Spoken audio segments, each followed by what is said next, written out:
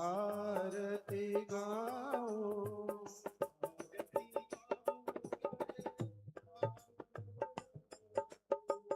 आरती गाओ प्यारे आपको मनाओ आरती गाओ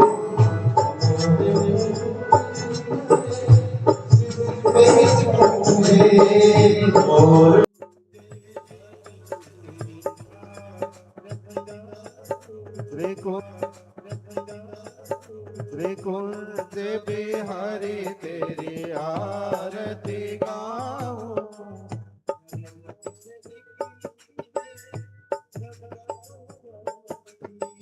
चरणों से निकली है गंगा प्यारी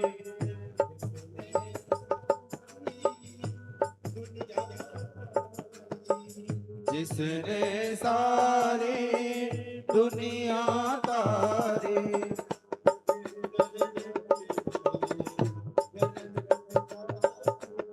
उन चरणों के मैं दर्शन पाऊं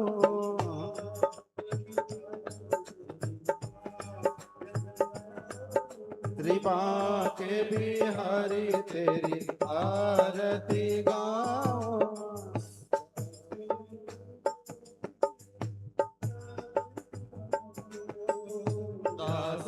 नाथ के नाथ आप हो सुख जीवन प्यारे सुख दुख जीवन प्यारे साथ आप हो हरिदास के प्यारे श्री हरिदास के प्यारे तुम हो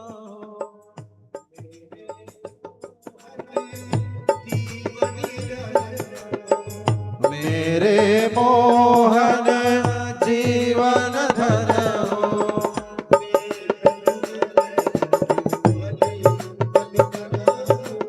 देख युगल छवि बलि बलि जाऊं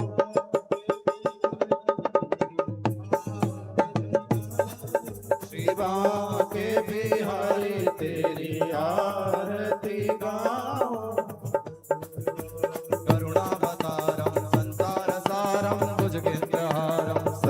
वसंतम हृदयार वृंदे भवं भवानी सहितं नमामि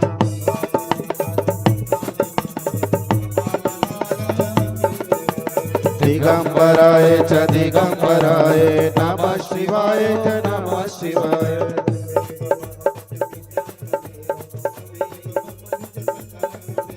त्वमेव विद्या द्रविणं त्वमेव सर्वं मम देवदेव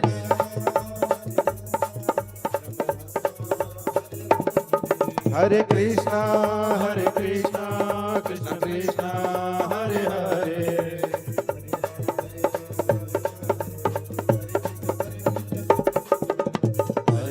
हरे राम राम राम हरे हरे हरे कृष्णा कृष्ण कृष्ण हरे हरे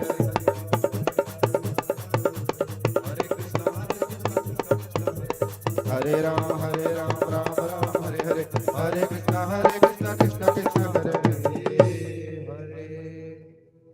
अथ श्रीमंत्र पुष्पांजलि हरि ओम यज्ञेन जग्नमय जंत देवस्तानि धर्माणि प्रथमान्यासन्न तेहनाकं महिमानः सचन्त यत्र पूर्वे साध्याः सन्ति देवा ओम राजाधिराजाय प्रसयसाहिने नमो वयं वैश्रवणाय कुर्महे समे कामान काम कामाय मह्यं कामेश्वरो वैश्रवणो ददातु कुबेराय वैश्रवणाय महाराजाय नमः ओम स्वस्ति साम्राज्यं भोज्यं स्वराज्यं वैराज्यं पारमेष्ठयं राज्यं महाराज्यमाधिपत्यमयं समन्तपर्यायै स्यात् सार्वभौम सर्वायुषान्तरापरार्धात् पृथिव्ये समुद्रपर्यन्ताय एकराडति तदप्येष श्लोकोऽभिगीतो मरुतः परिवेष्टारो मरुतस्यावसंगृहे आवेक्षितस्य कामप्रेर्विश्वे देवा सभासद सेवन्ति कापकुलभं मम देव देव नानासुगन्ध वसन्ति पुष्पाणि यथा कालोद्भवानि च पुष्पाञ्जलिर्मया दत्तं गृहाणां परमेश्वर गृहाणां जगदीश्वर अथ श्रीमंत्र पुष्पांजलिं समर्पयामि। प्रेम से कहिए श्री वृंदावन बिहारी लाल की जय, श्री राधा रानी सरकार की जय, श्रीमद् भागवत महापुराण की जय, श्री वेद व्यास भगवान की जय, श्री सुखदेव महाराज की जय, भागवत स्वरूप श्री स्वामी जी महाराज की जय, सत्य सनातन धर्म की जय। जय जय श्री राधे, जय जय श्री राधे, जय जय श्री राधे श्याम। विजय भव, विजय भव, विजय भव।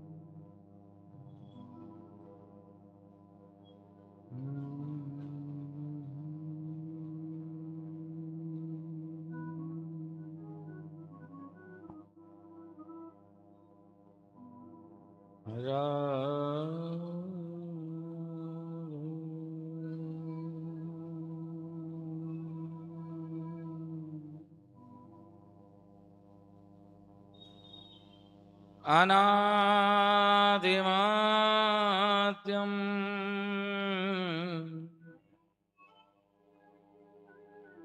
पुरुषोत्तमोत्तमम्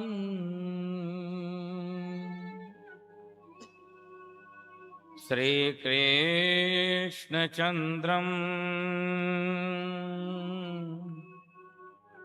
निजभक्तवत्सलम्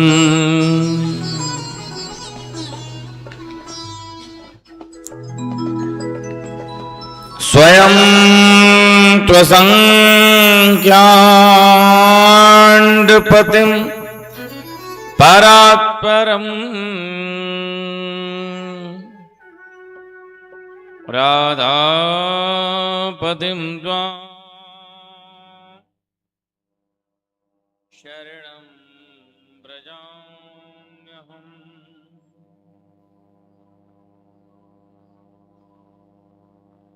मधुर मधुर में तत् मंगलम मंगलानां सकल निगम वल्ले सत्व ज्ञानानुराग सततं भगवत कथायां शांडिल्य गोत्र कुल वारिधि पूर्ण शशिने आचार्य वर्य गुरुवे श्री टीकमाय दसमै नमो मधुजिदंग्र सरोज भृंग शांडिल्य गोत्र कुल वारिधि पूर्ण शशिने श्रीटीकमाय गुरवे प्रपरत्र चापि नित्यं यदीय चरणौ शरणं मदीयम्। संसार दावानललीढलोक त्राणाय कारुण्यघनाघनत्वं प्राप्तस्य कल्याणगुणार्णवस्य वन्दे गुरुः श्रीचरणारविन्दम्। नारायणं नमस्कृत्य नरं चैव नरोत्तमम् देवीं सरस्वतीं व्यासं ततो जयमुदीरये। बोलिए श्री वृंदावन बिहारी लाल की जय हो, जगत जननी श्री राधिका महारानी की सर्वेश्वरे सद्गुरुदेव सरकार सद्गुरुदेव सरकार की जय हो श्री सद्गुरुदेव भगवान की जय हो जय जय श्री राधे जय जय श्री राधे जय श्री राधे। अचिंत्य महाशक्ति योग माया के सहारे वो लीलाएं होने वाली। किसके द्वारा, किसके सहारे? आह्लादिनी शक्ति राधा रानी सरकार। अचिंत्य महाशक्ति योग माया के द्वारा गलियों में राधे गलियों में राधे राधे श्याम जपू मैं तेरी गलियों में जपू मैं तेरी गलियों में भजू मैं तेरी गलियों में जपू मैं तेरी गलियों में भजू मैं तेरी गलियों में आज जपू मैं तेरी गलियों में भजू मैं तेरी गलियों में जपू मैं तेरी गलियों में भजू मैं तेरी गलियों। आके बिहारी लाल की जय हो।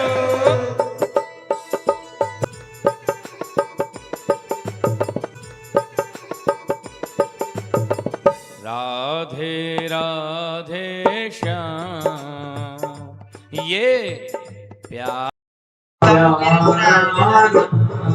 जपू मैं तेरी गलियों में ये प्यारा प्यारा सुखदाई श्याम का नाम बड़ा सुखदाई जिसको जप गई मीरा बाई जिसको जप कर मीरा बाई आज जिसको जप गई मीरा बाई जिसको जप बाई जिसको जप कर गलियों में भजू मैं तेरी गलियों में जपू मैं तेरी गलियों में भजू मैं तेरी गलियों में रटू मैं तेरी गलियों में भजू मैं तेरी गलियों में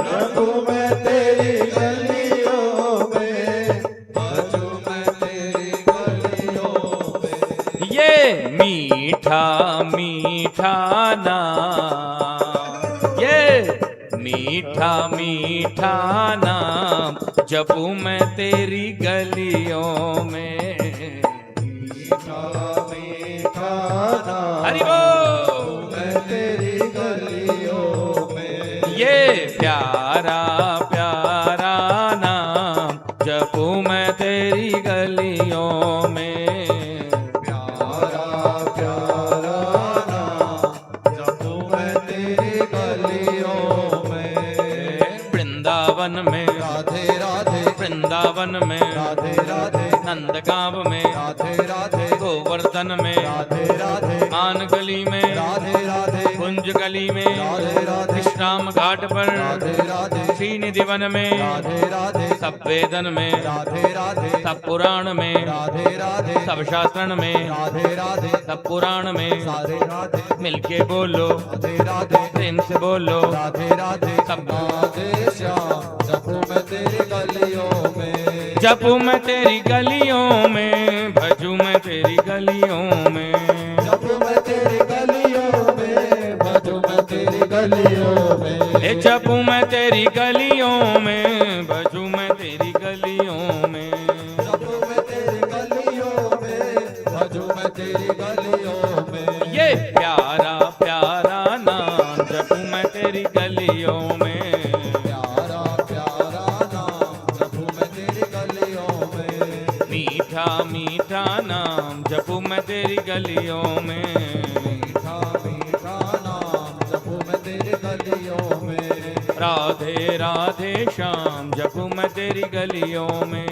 राधे राधे श्याम जपू मैं तेरी गलियों में। राधे राधे श्याम जपू मैं तेरी गलियों में। राधे राधे श्याम जपू मैं तेरी गलियों में। ये प्यारा प्यारा नाम, ये मीठा मीठा नाम जपू मैं तेरी गलियों में। हो श्याम का नाम बड़ा सुखदाई, जिसको जप गई मीराबाई, वो तो पा गई चारों धाम। वो तो पा गई चारों धाम जपू मैं तेरी गलियों में। राधे राधे श्याम जपू मैं तेरी गलियों में। बोलिए राधा रानी सरकार की जय। जब भगवान श्याम सुंदर गोवर्धन पर्वत को वापस रख दिए, अब ब्रजवासी बड़े प्रसन्न हो गए। इंद्र ने आकर के प्रभु से क्षमा मांगी, लेकिन ब्रजवासियों ने यशोदा और नंद को घेर लिया। गोपियां यशोदा से कह रही हैं कि सच सच बता यशोदा, क्या ये तेरा ही लड़का है? बोलो बांके बिहारी लाल की जय हो। सच सच बताना। क्यों? यशोदामुपाश्रितः हरे नमः। ध्यान दीजिए, भगवान ने कात्यायनी व्रत के अवसर पर महाभागा गोपियों के व्रत और तपस्या से प्रसन्न होकर उनको जो संकेत किया था, जिन रात्रियों का संकेत किया था, वही रात्रियां पुंजीभूत होकर के एकत्रित होकर के प्रकट हुई हैं। भगवान पिता रात्रि शरदोत्फुल्ल मल्लिका, अर्थात भगवान भी कामदेव के अभिमान को चकनाचूर करने के लिए एवं गोपियों की इच्छा पूर्ण करने के लिए रास लीला करने का मन बना लिए। यद्यपि शास्त्र में भगवान को अमना कहा गया है। अमना क्या कहा गया है? अमना, यानी जिनका मन ही नहीं है। भगवान का नाम है अमना, उनका कोई मन नहीं है। लेकिन भक्तों की इच्छा पूर्ण करने के लिए, गोपियों की इच्छा पूर्ण करने के लिए और कामदेव के अभिमान को चकनाचूर करने के लिए भगवान ने रास लीला करने का निश्चय किया, रास लीला करने का मन बनाया, और उसमें भी भगवान ने जानबूझकर शरद ऋतु को चुना। भगवान पिता रात्रि शरदोत्फुल्ल मल्लिका विक्षरन्तुम मनश्चक्रे योग माया मुपाश्रिता। अपनी योग माया, अचिंत्य महाशक्ति योग माया आह्लादिनी शक्ति के सहारे भगवान ने रास लीला करने का निश्चय किया। क्योंकि कामदेव को पृथ्वी का राजा, तीनों लोकों का राजा होने का बड़ा घमंड था। स्त्री के माध्यम से कामदेव तीनों लोकों पर विजय प्राप्त कर लिया है। एक शंकर जी बच गए थे, तो मोहिनी अवतार के अवसर पर कामदेव ने शंकर जी को भी परास्त कर दिया। बोलो बांके बिहारी लाल की जय। उस कामदेव के इस अभिमान को चकनाचूर करने के लिए भगवान रासलीला किए, क्योंकि वही कामदेव गोपियों के माध्यम से कृष्ण भगवान पर भी विजय प्राप्त करना चाहता था। हाँ, लेकिन कामदेव ये नहीं जानता कि भगवान की शरीर दिव्य है, पंच भौतिक नहीं है। क्योंकि पंच भौतिक शरीर में नारी का अंग संग होने पर काम विकार आता है, लेकिन जो दिव्य शरीर है उस दिव्य शरीर में नारी का अंग संग होने पर काम विकार नहीं आता। तभी तो ब्रह्मा जी ने भगवान की स्तुति करते हुए कहा था, अस्यापि देव वपुषो मदनुग्रहस्य स्वेच्छामयस्य न तु भूतमयस्य कोपि नेष्ये महि त्ववसितुं मनसान्तरेण साक्षात् तवैव किमुतात्म सुखानुभूते। हरे नमः। हे प्रभु, ब्रह्मा जी ने कहा कि आपकी ये शरीर पंच भौतिक नहीं है, आपकी ये शरीर दिव्य शरीर है।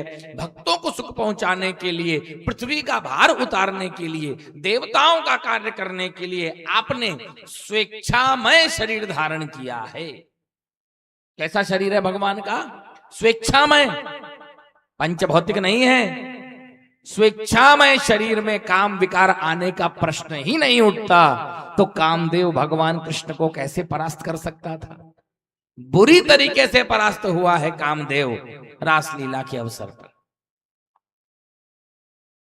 भगवान ने शरद पूर्णिमा की उस रात्रि को देख करके पहले तो दिव्य बनाया, और दिव्य बनाने के बाद भगवान ने जब रासलीला करने का इधर निश्चय कर लिया, तो चंद्रदेव ने देखा कि हमारे कुल में प्रकट हुए कमल नयन भगवान श्री कृष्ण कामदेव के साथ युद्ध करने जा रहे हैं, तो मैं क्यों ना भगवान की सहायता करूं।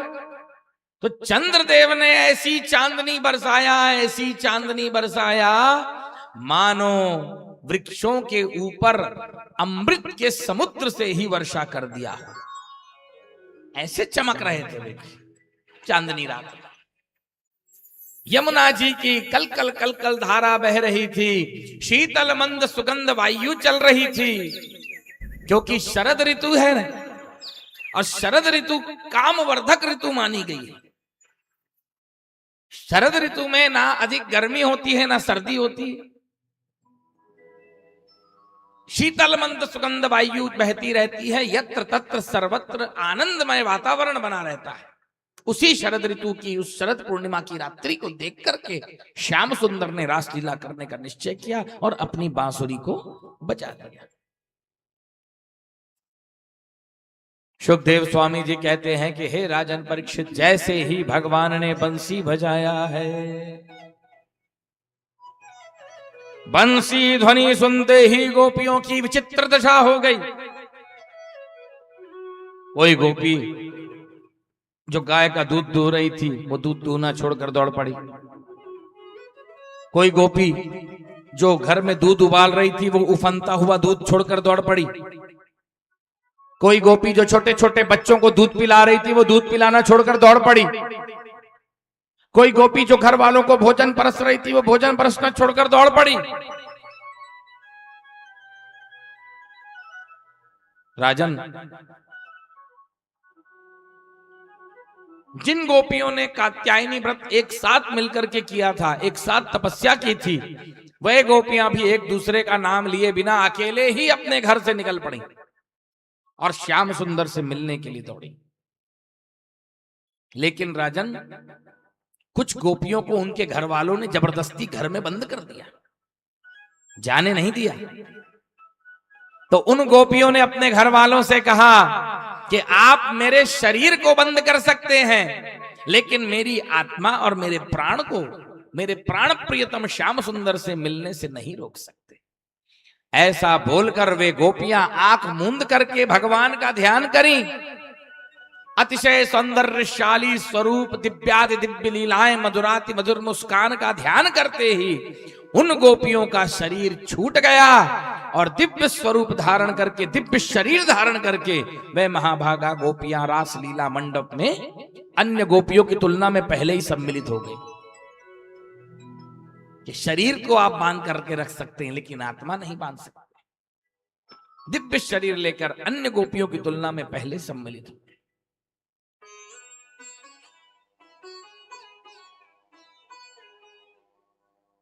राजा परीक्षित ने प्रश्न किया कि भगवान ऐसा कैसे हो सकता है,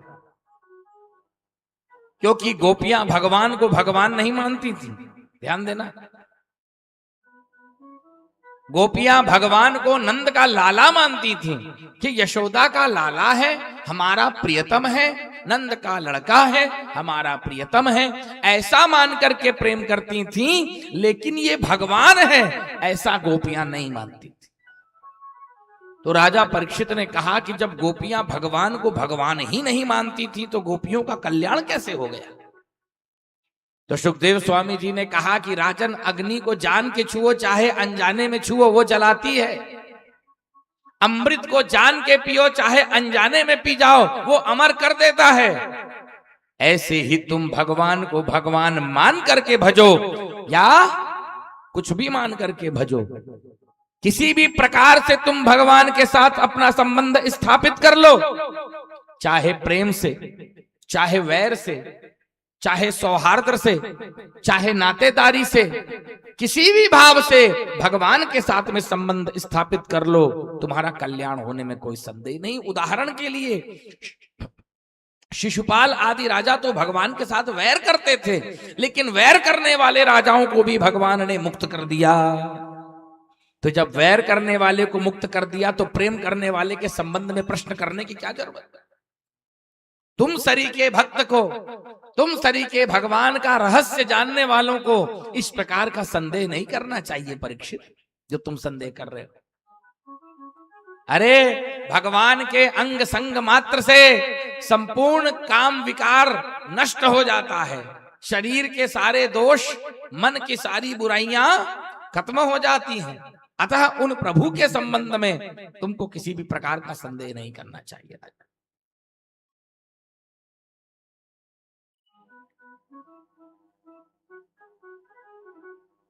सुखदेव स्वामी जी कहते हैं कि हे राजन परीक्षित, महाभागा गोपियां भगवान श्याम सुंदर की बंसी धुन सुनकर के दौड़ी दौड़ी चली आई। और जब दौड़ी दौड़ी आई हैं, भगवान श्याम सुंदर प्रसन्न मुद्रा में बंसी बजाते हुए यमुना जी के किनारे खड़े। प्रभु का दर्शन पाकर के महाभागा गोपियां धन्य धन्य हो गई हैं। गोपियों को आया हुआ देख करके श्याम सुंदर ने गोपियों का बड़ा स्वागत किया, वाणी से स्वागत किया है। और वाणी से स्वागत करते हुए श्याम सुंदर ने गोपियों से कह दिया, स्वागतम वो महाभागा प्रियम किम करवाणि वह ब्रजस्या नामयम कच्चिद ब्रूतागमन कारणम। हरे नमः। हे महाभागा गोपियों, आप सबका स्वागत है, स्वागत है। बताइए आप लोगों के कल्याण के लिए मैं कौन सा कार्य करूं? ब्रजमंडल में तो सब कुशल है, मंगल है, यहाँ इतनी रात्रि के आने की क्या जरूरत पड़ गई आप लोगों को? कहीं ब्रजमंडल में कोई घोर विपत्ति तो नहीं आ गई जो आधी रात के समय आप लोग यहाँ आ गई? ना ना गोपियों, आप लोगों को इतनी रात के यहाँ ब्रजमंडल में, यहाँ इतने जंगल में नहीं आना चाहिए था, क्योंकि जो अच्छे घर की स्त्रियां होती हैं वो आधी रात के समय अकेले में जंगल कभी नहीं जाती।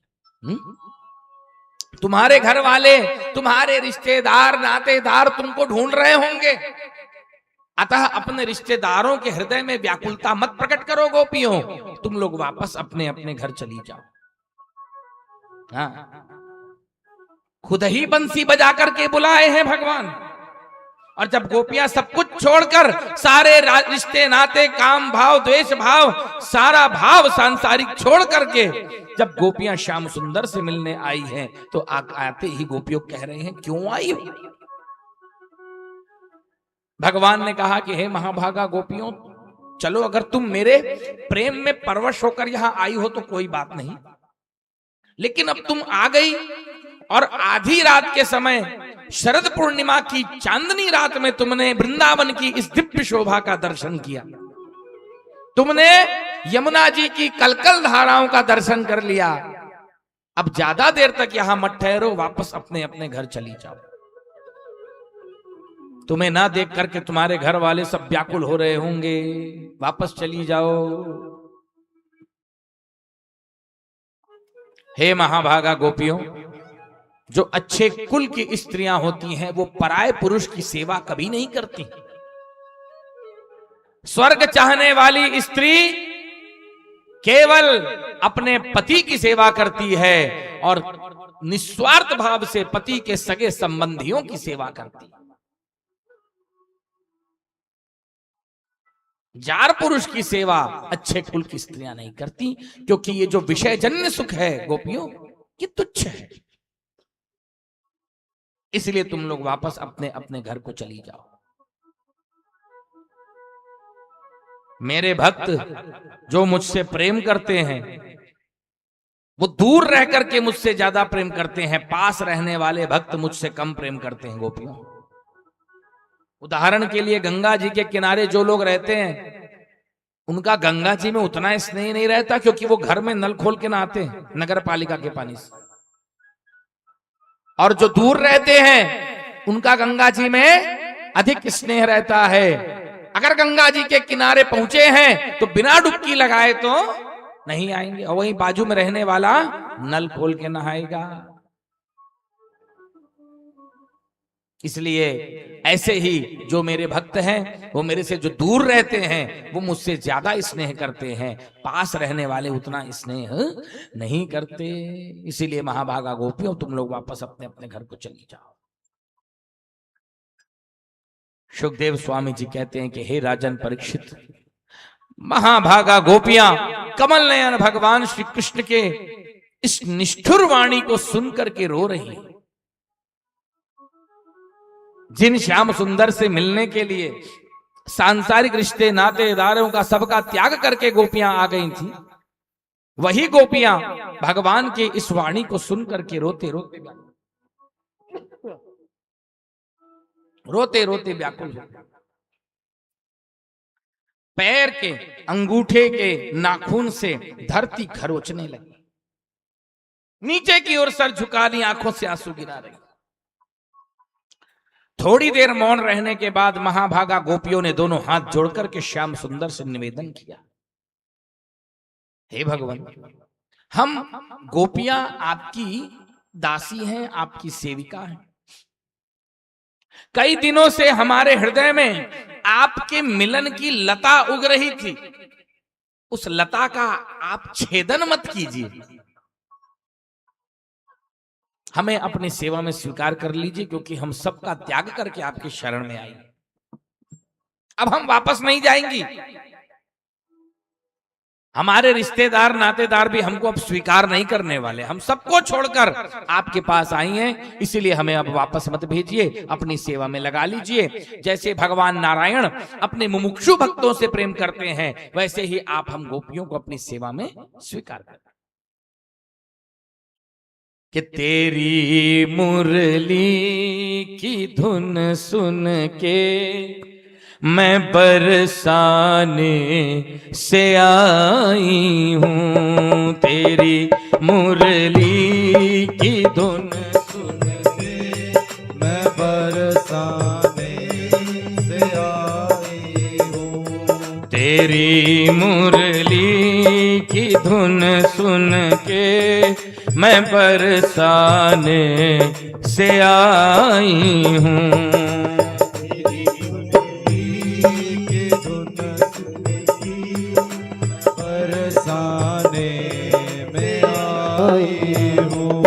मैं बरसाने से आई हूँ, मैं बरसाने से आई हूँ, मैं बरसाने से आई हूँ, मैं बरसाने से आई हूँ, तेरी बंसी की धुन सुन के मैं बरसाने से आई हूँ, तेरे बंसी की धुन सुन के मैं बरसाने से आई हूँ। हरि बोल।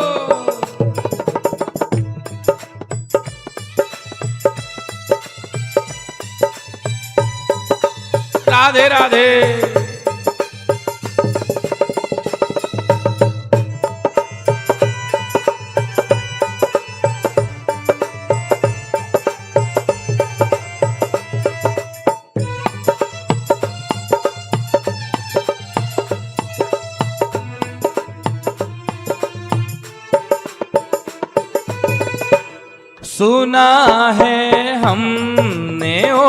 कान्हा के तुम मुरली बजाते हो, सुना है हमने ओ कान्हा के तुम मुरली बजाते हो, सुना है हमने ओ मोहन के तुम मुरली बजाते हो।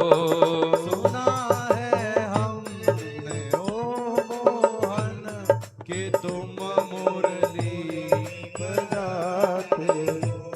मेरे रसिया ओ मन बसिया मैं मुरली साथ लाई हूँ, मेरे रसिया ओ मन बसिया मैं मुरली साथ लाई हूँ। तेरी मुरली की धुन सुन के मैं बरसाने से आई हूँ।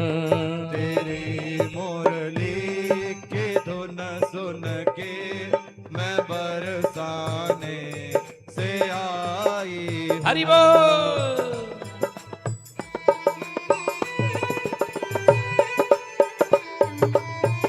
श्री राधे।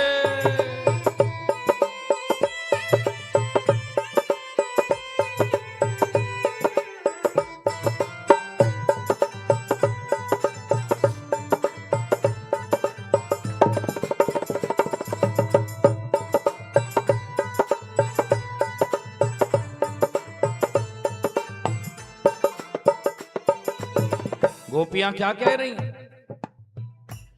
सुना है हमने ओ मोहन के तुम तो रास रचाते हो, सुना है हमने ओ मोहन के तुम तो रास रचाते हो, सुना है हमने ओ मोहन के तुम तो रास रचाते हो, सुना है हमने ओ मोहन के तुम तो रास रचाते हो।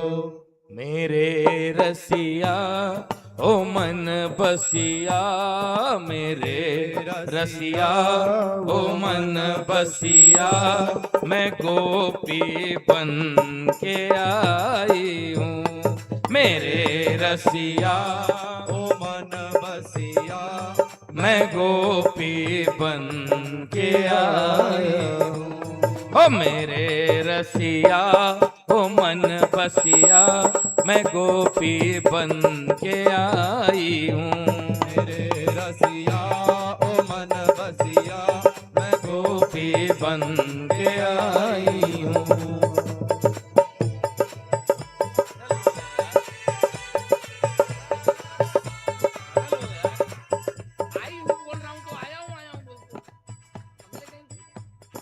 बोलो भाग्य बिहारी लाल की जय। परम भाग्यवती गोपियों की इस प्रार्थना को स्वीकार करते हुए श्याम सुंदर महाभागा गोपियों के साथ में रासलीला करना प्रारंभ कर। रासलीला करते हुए प्रभु श्याम सुंदर महाभागा गोपियों के अंग प्रत्यंग का स्पर्श कर रहे हैं, नृत्य कर रहे हैं। कभी इधर भग जाना उधर भग जाना, गोपियों के अंग प्रत्यंग का स्पर्श करना। उस रासलीला के दृश्य को देख करके महाभागा गोपियां मानवती हो गई, उनको अभिमान आ गया। वह सोचने लगी कि तीनों लोकों में जितनी भी स्त्रियां हैं उन सभी स्त्रियों में हम सबसे बढ़कर हैं, क्योंकि जगत के स्वामी श्याम सुंदर हम महाभागा गोपियों के साथ में नृत्य कर रहे हैं, हमारे इशारे पर नाच रहे हैं, जैसा हम कह रही हैं वैसा कर रहे हैं। अरे ये तो भगवान की भक्त वत्सलता है। लेकिन गोपियां मानवती हो गईं, अभिमान उनको हो आया। और जैसे ही गोपियों के मन में अभिमान आया, वैसे ही गोपियों का कल्याण करने के लिए भगवान गोपियों के मध्य से अंतर ध्यान हो गए। बोलो बाके बिहारी लाल की जय।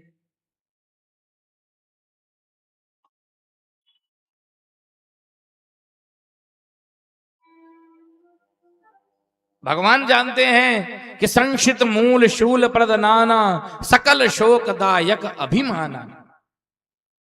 इस संसार में इस जीव को सबसे ज्यादा कोई चीज अगर कष्ट पहुंचाने वाली है तो वो है अभिमान, घमंड, जो इस जीव को सबसे ज्यादा तकलीफ पहुंचाता है।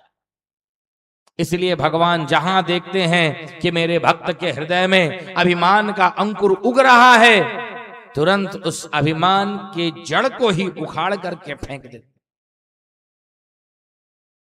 भगवान ने देखा कि गोपियों के मन में अभिमान का अंकुर उग रहा है, तुरंत अभिमान के अंकुर को जड़ से उखाड़ने के लिए भगवान गोपियों के बीच में अंतर्ध्यान हो गए। अब प्रभु के अंतर्ध्यान होते ही गोपियों की दयनीय दशा हो गई है। चारों तरफ भगवान को ढूंढने में लग गई। वृक्षों से पूछ रही हैं, पेड़ों से पूछ रही हैं, हे अशोक, हे नाग केसर, हे चंपा एवं हे बहन तुलसी, क्या आप श्याम सुंदर नंदनंदन को कहीं देखे हैं? हे बहन तुलसी, अगर आप नंदनंदन को कहीं देखी हैं तो कृपा करके हमें बतलाइए, क्योंकि वह अपनी मंद मंद मुस्कान से हम गोपियों के चित्त को चुरा कर न जाने कहां चले गए। आप तो भगवान की परम प्रिय सुंदरी हैं, आपकी माला भगवान सदैव अपने गले में धारण किए रहते हैं। कृपा करके अगर आपने भगवान को यहां से कहीं जाते हुए देखा है तो मुझे बताएं। सुखदेव स्वामी जी कहते हैं कि परीक्षित, महाभागा गोपियां चारों दिशाओं में श्याम सुंदर को ढूंढने लगे। ढूंढते ढूंढते गोपियों ने देखा कि श्याम सुंदर के चरण के चिन्ह बने हुए हैं, और चरण चिन्ह के पास दौड़ करके गई तो क्या देखती हैं कि कन्हैया के चरण चिन्ह के बगल में एक गोपी के भी पैरों का निशान बना हुआ है।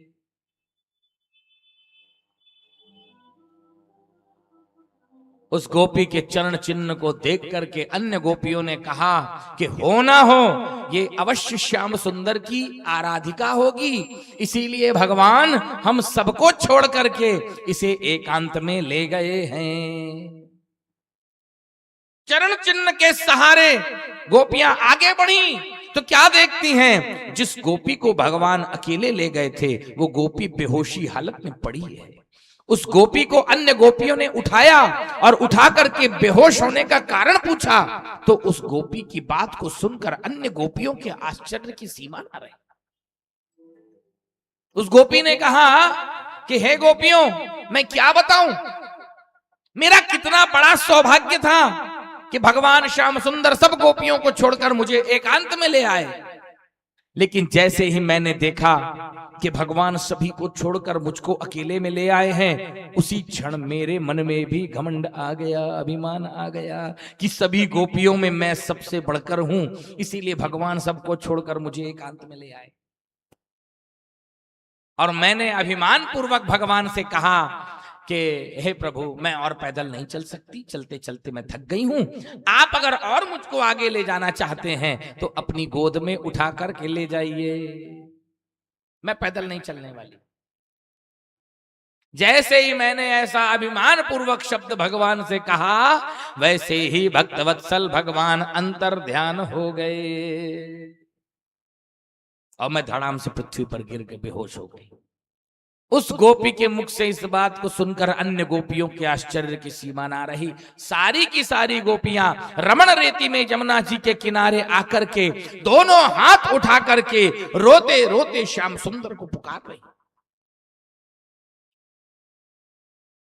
सुखदेव स्वामी जी कहते हैं कि राजन परीक्षित 19 श्लोकों में महाभागा गोपियों ने रोते रोते श्याम सुंदर को पुकारा है। शास्त्र कहता है कि ये जीव अगर रोते रोते भगवान को पुकारता है तो उसे भगवान अवश्य मिल जाते हैं। कैसे? सोते सोते नहीं, रोते रोते। रोते रोते अगर तुम भगवान को पुकारोगे तो तुम्हारी भगवान पुकार अवश्य सुनेंगे। बिना प्रेम रीझे नहीं नटवर नंद किशोर। रोना आवश्यक है, आंसू आना जरूरी है। जब तक आंसू नहीं आएंगे भगवान तुम्हारी पुकार नहीं सुनेंगे, और रोते हुए अगर पुकारोगे तो तुम्हारी पुकार अवश्य सुनेंगे। महाभागा गोपियां दोनों हाथ उठाकर रोते रोते श्याम सुंदर को पुकार रही हैं। जयति तेधिकं जन्मना व्रजः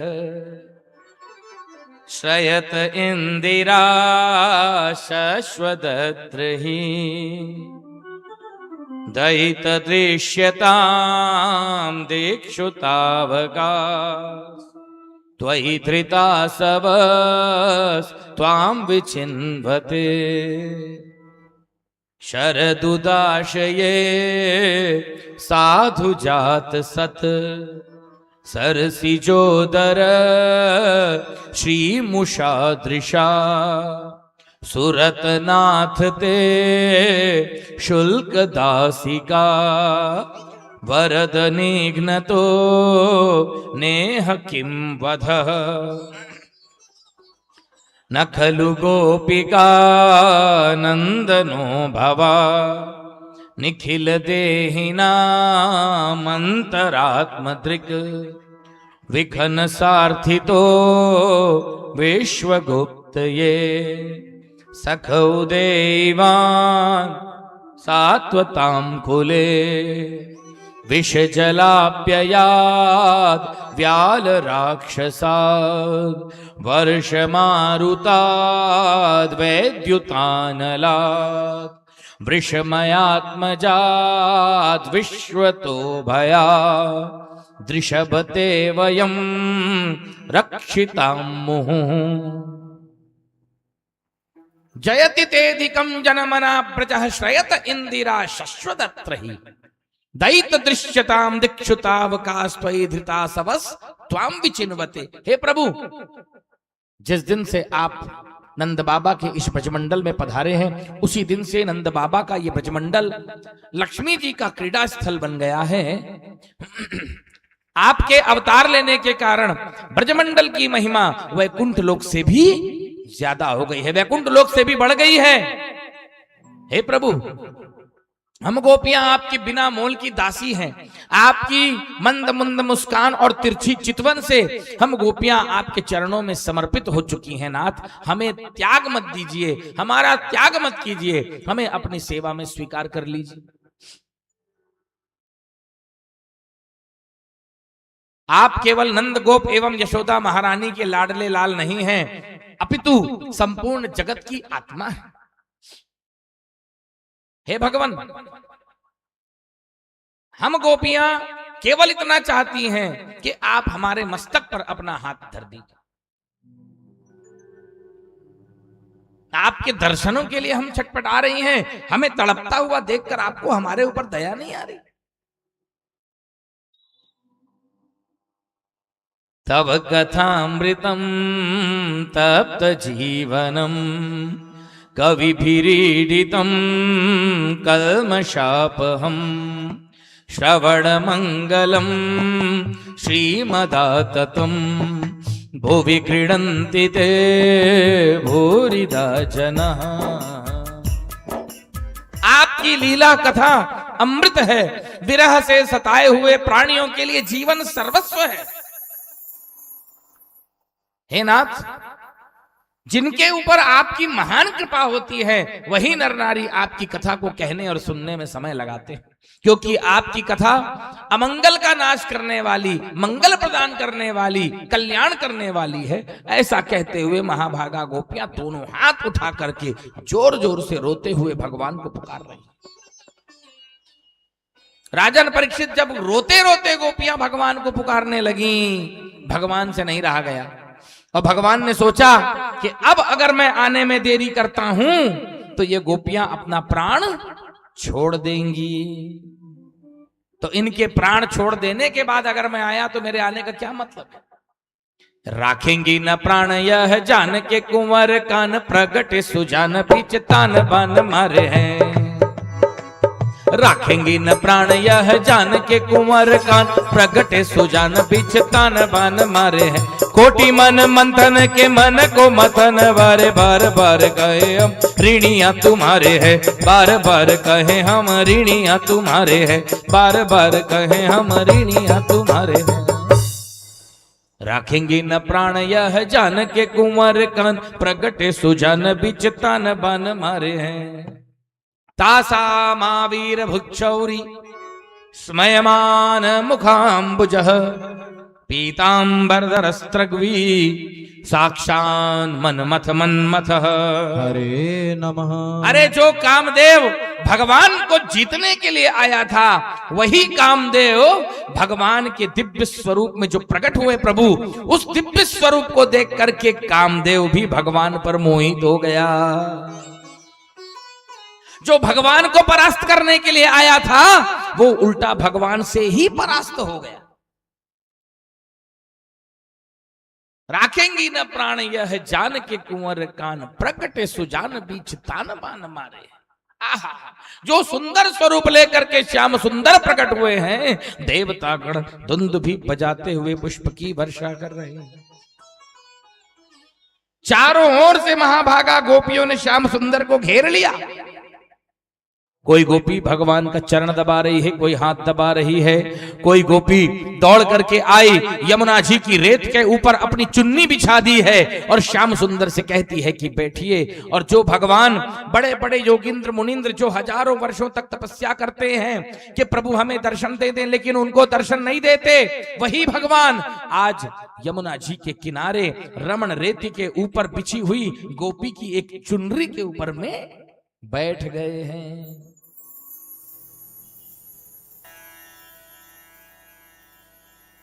एक गोपी ने दोनों हाथ जोड़कर कहा कि हे प्रभु, मेरे मन में एक प्रश्न उठ रहा है, अगर आप आज्ञा दें तो पूछो। भगवान ने कहा, हाँ गोपी, क्या प्रश्न है, पूछो। गोपी ने कहा कि हे प्रभु, इस संसार में कुछ लोग ऐसे होते हैं जो प्रेम करने वालों से ही प्रेम करते हैं, और कुछ लोग ऐसे होते हैं जो प्रेम ना करने वालों से भी प्रेम करते हैं। ध्यान देकर सुनना, गोपी बहुत अच्छी बात पूछ रही है। क्या पूछा गोपी ने?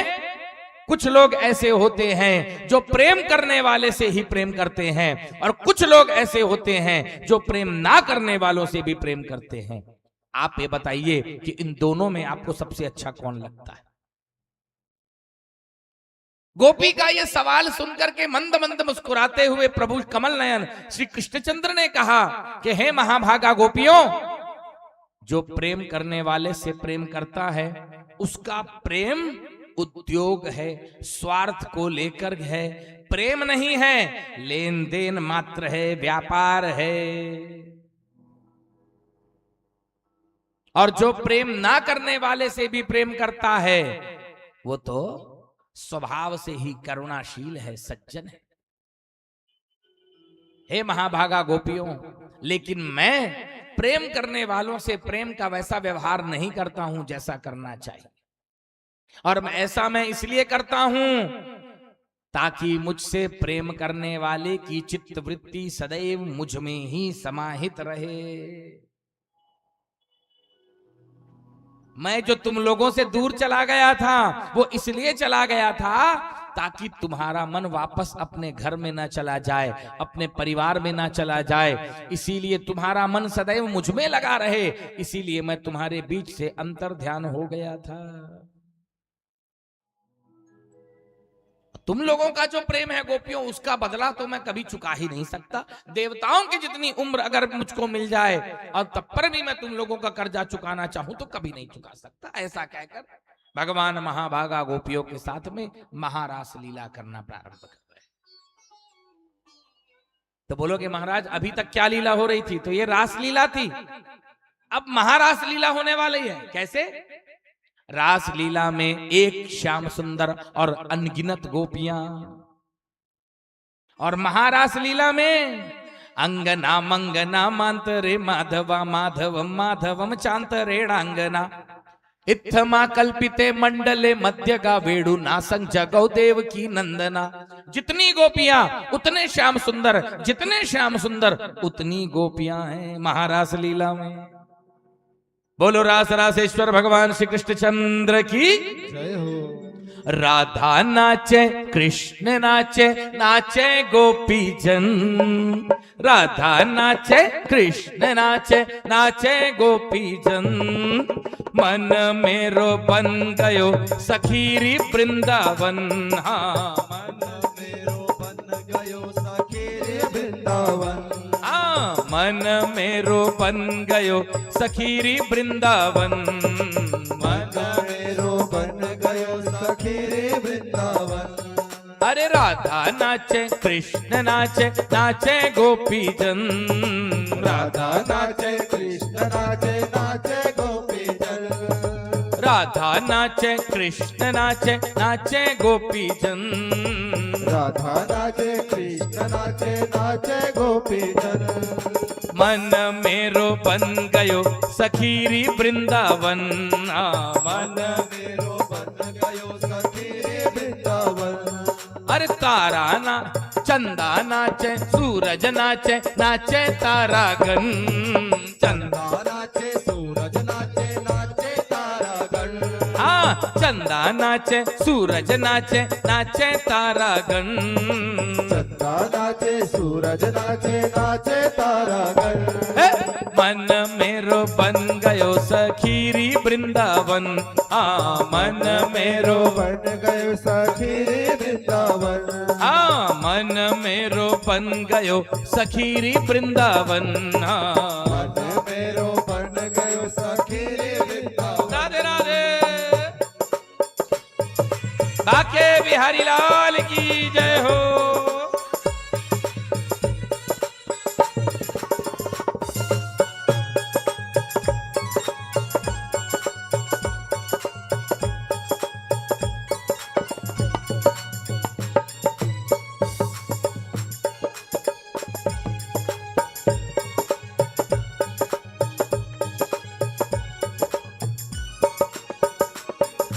हम भी नाचे तुम भी नाचो, हम भी नाचे तुम भी नाचो, ओके प्रेम मगन। हम भी नाचे तुम भी नाचो, ओके प्रेम मगन। हम भी नाचे तुम भी नाचो, ओके प्रेम मगन। हम भी नाचे तुम भी नाचो, होके प्रेम मगन। मन मेरो बन गयो सखीरी वृंदावन। मन मेरो बन गयो सखीरी वृंदावन। मन मेरो बन गयो सखीरी वृंदावन। मन मेरो बन गयो सखीरी वृंदावन। राधे राधे।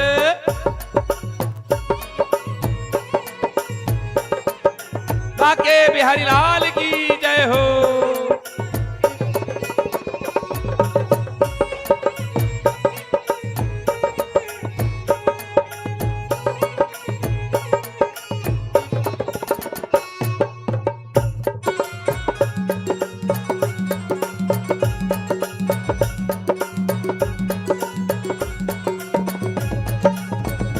तेरी बंसी पे जय हो, तेरी बंसी पे जाऊं बलिहार रसिया। मैं तो नाचूंगी, ओ मैं तो नाचूंगी, मैं तो नाचूंगी तेरे दरबार रसिया। मैं तो नाचूंगी तेरे दरबार रसिया। मैं तो नाचूंगी तेरे दरबार रसिया। जय हो।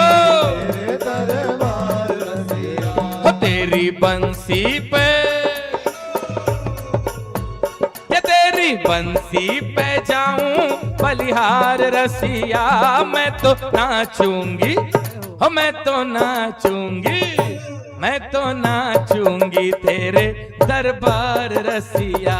मैं तो नाचूंगी तेरे दरबार रसिया। ओ मैं तो नाचूंगी तेरे दरबार रसिया।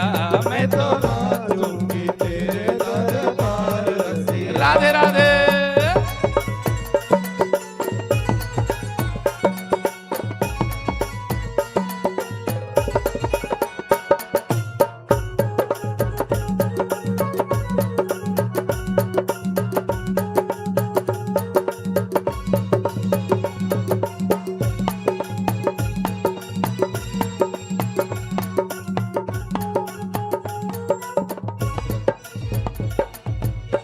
तेरे पीछे मैं तो आई हूँ अकेली,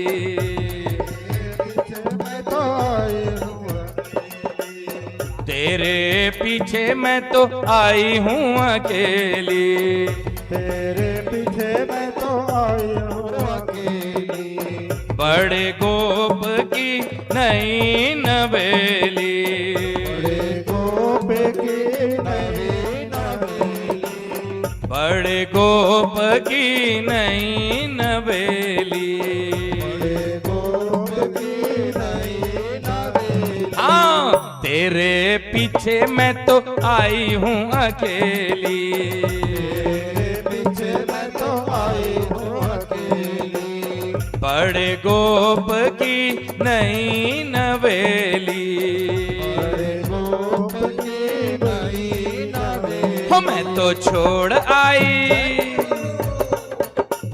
के मैं तो छोड़ आई सारा संसार रसिया, मैं तो नाचूंगी, ओ मैं तो नाचूंगी, मैं तो नाचूंगी तेरे दरबार रसिया, मैं तो नाचूंगी तेरे दरबार रसिया। ओ मैं तो नाचूंगी तेरे दरबार रसिया, नाचूंगी तेरे दरबार रसिया। ओ तेरी बंसी पे, या तेरी बंसी पे जाऊं बलिहार रसिया, मैं तो नाचूंगी तेरे दरबार रसिया, मैं तो नाचूंगी तेरे दरबार रसिया। हरि बोल। नाचूंगी तेरे दरबार रसिया। जय हो राधा रानी सरकार की जय हो, गोकुल के चंद्र की जय हो।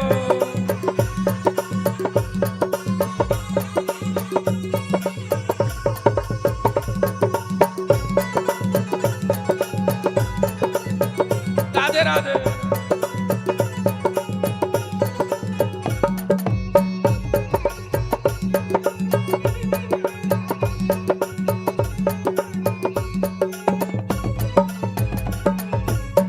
ओढ़ के आई मैं तो लाल चुनरिया, ओढ़ के आई मैं तो लाल चुनरिया। हाँ, ओढ़ के आई मैं तो लाल चुनरिया, ओढ़ के आई मैं तो लाल चुनरिया।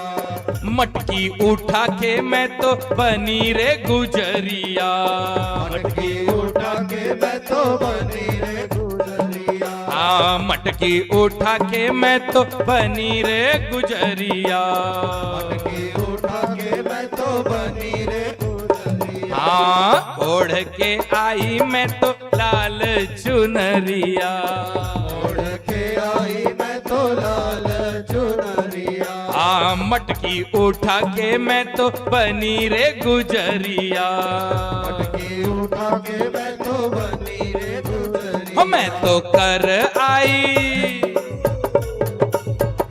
मैं तो कर आई 16 सिंगार रसिया, मैं तो नाचूंगी, मैं तो नाचूंगी, मैं तो नाचूंगी तेरे दरबार रसिया, मैं तो नाचूंगी तेरे दरबार रसिया। ओ मैं तो नाचूंगी तेरे दरबार रसिया, मैं तो नाचूंगी तेरे दरबार रसिया। ओ तेरी बंसी पे जाऊं बलिहार रसिया, मैं तो नाचूंगी, मैं तो नाचूंगी, मैं तो नाचूंगी तेरे दरबार रसिया, मैं तो नाचूंगी तेरे दरबार रसिया। हो मैं तो नाचूंगी तेरे दरबार रसिया, के मैं तो नाचूंगी तेरे दरबार रसिया, मैं तो नाचूंगी तेरे दरबार रसिया। हो मैं तो नाचूंगी तेरे दरबार रसिया, के मैं तो नाचूंगी तेरे दरबार रसिया। मैं तो नाचूंगी तेरे दरबार रसिया।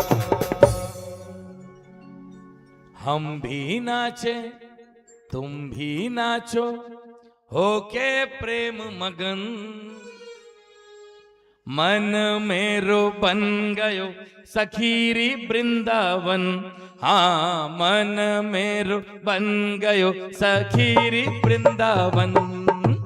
मन मेरो बन गयो सखीरी वृंदावन। हाँ मन मेरो सखीरी वृंदावन। राधा नाचे कृष्ण नाचे जय हो। अरे राधा नाचे कृष्ण नाचे नाचे गोपी जन। राधा नाचे कृष्ण नाचे नाचे मन मेरो बन गयो सखीरी वृंदावन। हाँ मन मेरो बन गयो। हम भी नाचे तुम भी नाचो होके प्रेम मगन। हम भी नाचे तुम भी नाचो होके प्रेम मगन। हाँ हम भी नाचे तुम भी नाचो होके प्रेम मगन। हम भी नाचे तुम भी नाचो होके प्रेम मगन। मन मेरो बन गयो सखीरी वृंदावन। हाँ मन मेरो बन गयो सखीरी वृंदावन। हाँ मन मेरो बन गयो सखीरी वृंदावन। हाँ मन मेरो बन गयो सखीरी वृंदावन। हाँ मन मेरो बन गयो सखीरी वृंदावन। हाँ मन मेरो बन गयो सखीरी वृंदावन। हाँ मन मेरो बन गयो सखीरी वृंदावन। हाँ मन मेरो बन गयो सखीरी वृंदावन। हाँ मन मेरो बन गयो सखीरी वृंदावन। हाँ मन मेरो बन गयो सखीरी वृंदावन। ओ मन मेरो बन गयो सखीरी। बोलो वृंदावन धाम की। रास रासेश्वर भगवान श्री कृष्ण चंद्र की। रास रासेश्वरी जगत जननी श्री राधिका महारानी की। उस दिव्य महाराज को देखने के लिए देवतागण भी स्वर्ग मंडल पर आ गए। राजन परीक्षित ब्रह्मा की रात्रि के बराबर वो रात थी। देखते ही देखते बीत गई। हाँ कोई साधारण रात्रि वो नहीं थी। ब्रह्मा की रात्रि के बराबर रात, बहुत विशाल रात्रि। गोपों को कुछ पता ही नहीं लगा। सवेरा हुआ, भगवान गोपियों के साथ में जमुना जी में जल विहार करके गोपियों को विदा किए हैं। इच्छा ना होने पर भी महाभागा गोपियां वापस अपने अपने घर को पधारी। गोपों को लग रहा है कि उनकी पत्नियां उनके ही पास में, भगवान की माया है। किसी को कुछ पता ही नहीं लगा। महाभागा गोपियां वापस अपने घर में आ गई। इधर राजन परीक्षित ने सुखदेव स्वामी जी से प्रश्न किया कि हे प्रभु, भगवान ने पराई स्त्रियों का स्पर्श क्यों किया? मेरे मन में बड़ी शंका हो रही है। मेरे मन में एक संदेह।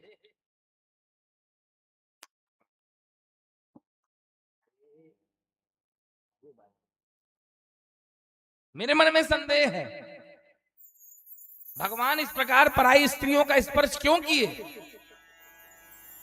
भगवान आप्त काम है, पूर्ण काम है, अपने में ही आनंद लेते रहते हैं। ये काम भगवान ने क्यों किया? मुझे शंका हो रही है इस बात को लेकर के। सुखदेव स्वामी जी ने कहा, राजन परीक्षित, तुम्हारी इस शंका का समाधान पहले ही कर चुका हूं, लेकिन तुम बार बार वही प्रश्न करते हो। मैंने तुमसे कहा कि भगवान का अवतार होता है, भगवान का जन्म नहीं होता, भगवान पैदा नहीं होते। भक्तों की इच्छा पूर्ण करने के लिए, भक्तों का कल्याण करने के लिए भगवान अवतार लेते हैं, वो पैदा नहीं होते। और भगवान मरते नहीं हैं, भगवान अंतर्ध्यान होते हैं।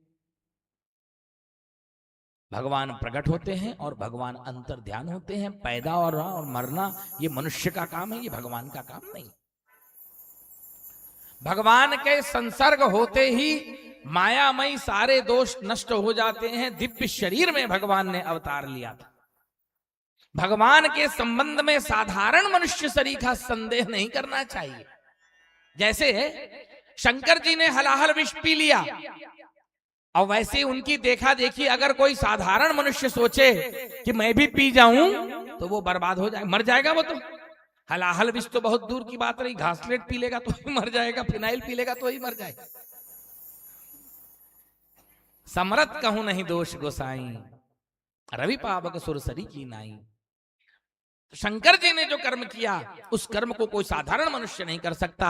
ऐसे ही भगवान ने जो रासलीला किया, ऐसा अगर कोई साधारण मनुष्य करना चाहेगा, पराई स्त्री का स्पर्श करना मन में लाएगा, तो उसका पतन हो जाएगा, वो नष्ट हो जाएगा, भ्रष्ट हो जाएगा।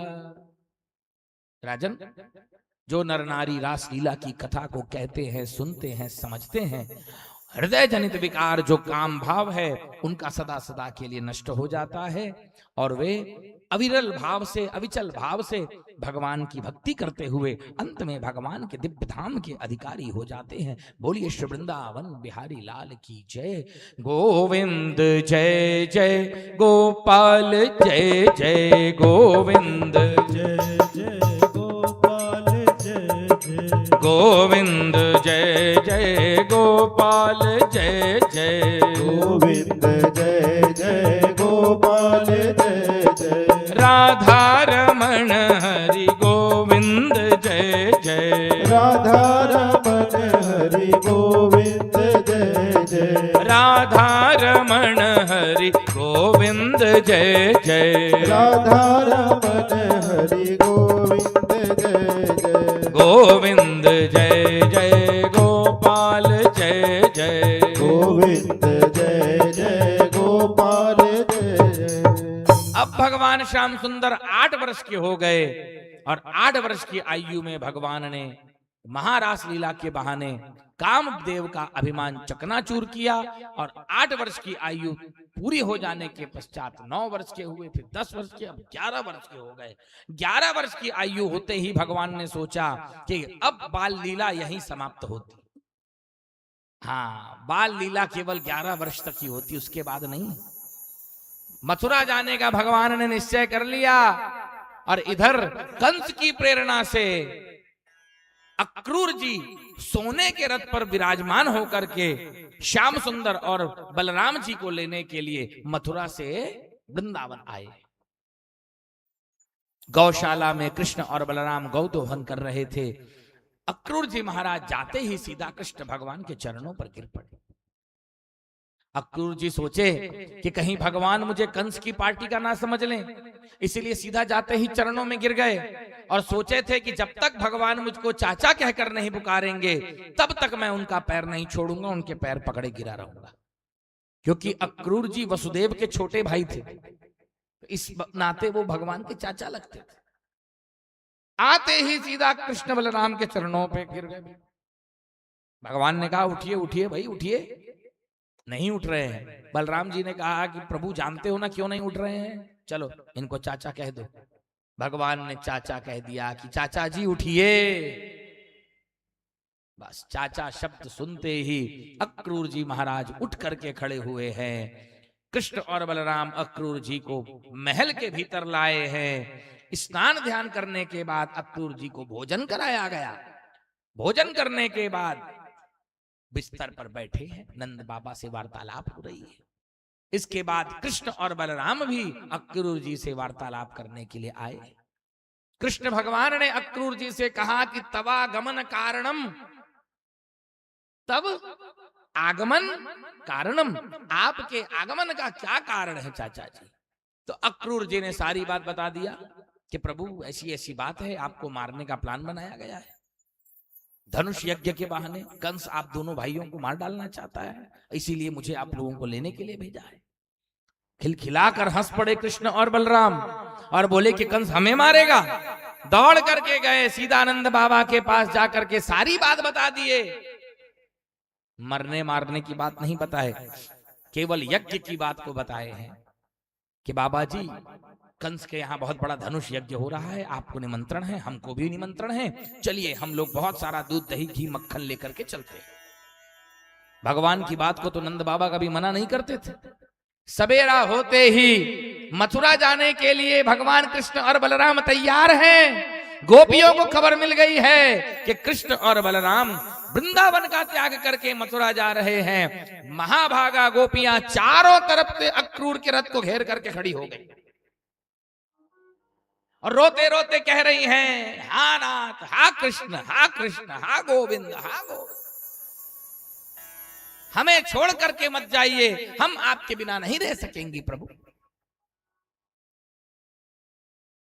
जब गाय चराने के लिए आप जाते हैं तो हम सवेरे सवेरे आपको गौ चराने जाते हुए देखते हैं, और सारा दिन आपकी चिंता करती रहती हैं, क्योंकि बिना पदत्राण के आप जाते हैं, बिना खड़ाऊ पहने आप जाते हैं, तो सारे दिन हमारे मन में आप ही का चिंतन चलता रहता है, आप ही की चिंता चलती रहती है कि कहीं आपके पैर में कोई कांटा ना गड़ जाए, कोई कंकड़ ना गड़ जाए। और शाम के समय जब गौचारण करा करके आप लौटते हैं तो भी हम दरवाजे पर खड़े रहकर आपको आते हुए देखती हैं, और कभी कभी अगर तिरछी चितवन से आप हमारी ओर देख देते हैं तो हम धन्य धन्य हो जाती हैं। लेकिन जब आप हमारी ओर देख रहे हैं, उसी समय अगर हमारी पलक झपक जाती तो वो पलक झपकने जितना समय भी हमें करोड़ों करोड़ों वर्षों के समान कष्टप्रद मालूम होता।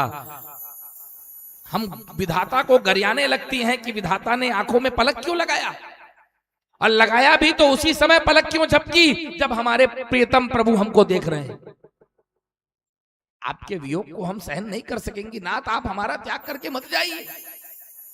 भगवान ने गोपियों को समझाया कि हे गोपियों, मैं हमेशा के लिए थोड़ी जा रहा हूं, तुम तो ऐसे रो रही हो जैसे मैं हमेशा के लिए वृंदावन छोड़ के जा रहा हूं। मैं तो सिर्फ 3 दिन के लिए जा रहा हूं, 3 दिन के बाद मैं वापस आ जाऊंगा। क्या भगवान 3 दिन के लिए जा रहे थे? लेकिन गोपियों का दिल रखने के लिए भगवान ने यहां पर झूठ कहा कि तुम मत चिंता कर, मैं तो 3 दिन में वापस आ जाऊंगा। महाभागा गोपियां बोली अगर 3 दिन में ही वापस आना है तो ठीक है, लेकिन उससे ज्यादा विलंब मत करिएगा। भगवान ने कहा अरे बिल्कुल, बस में गया और आया। भगवान रथ पर सवार हुए, चाचा से बोले अक्रूर जी रथ आगे बढ़ाइए। अक्रूर ने रथ को आगे बढ़ाया, थोड़ा सा आगे बढ़ा कि पीछे से यशोदा मैया दौड़ी दौड़ी चली आई। रुक जा कान्हा, रुक जा, रुक जा कान्हा, रुक जा।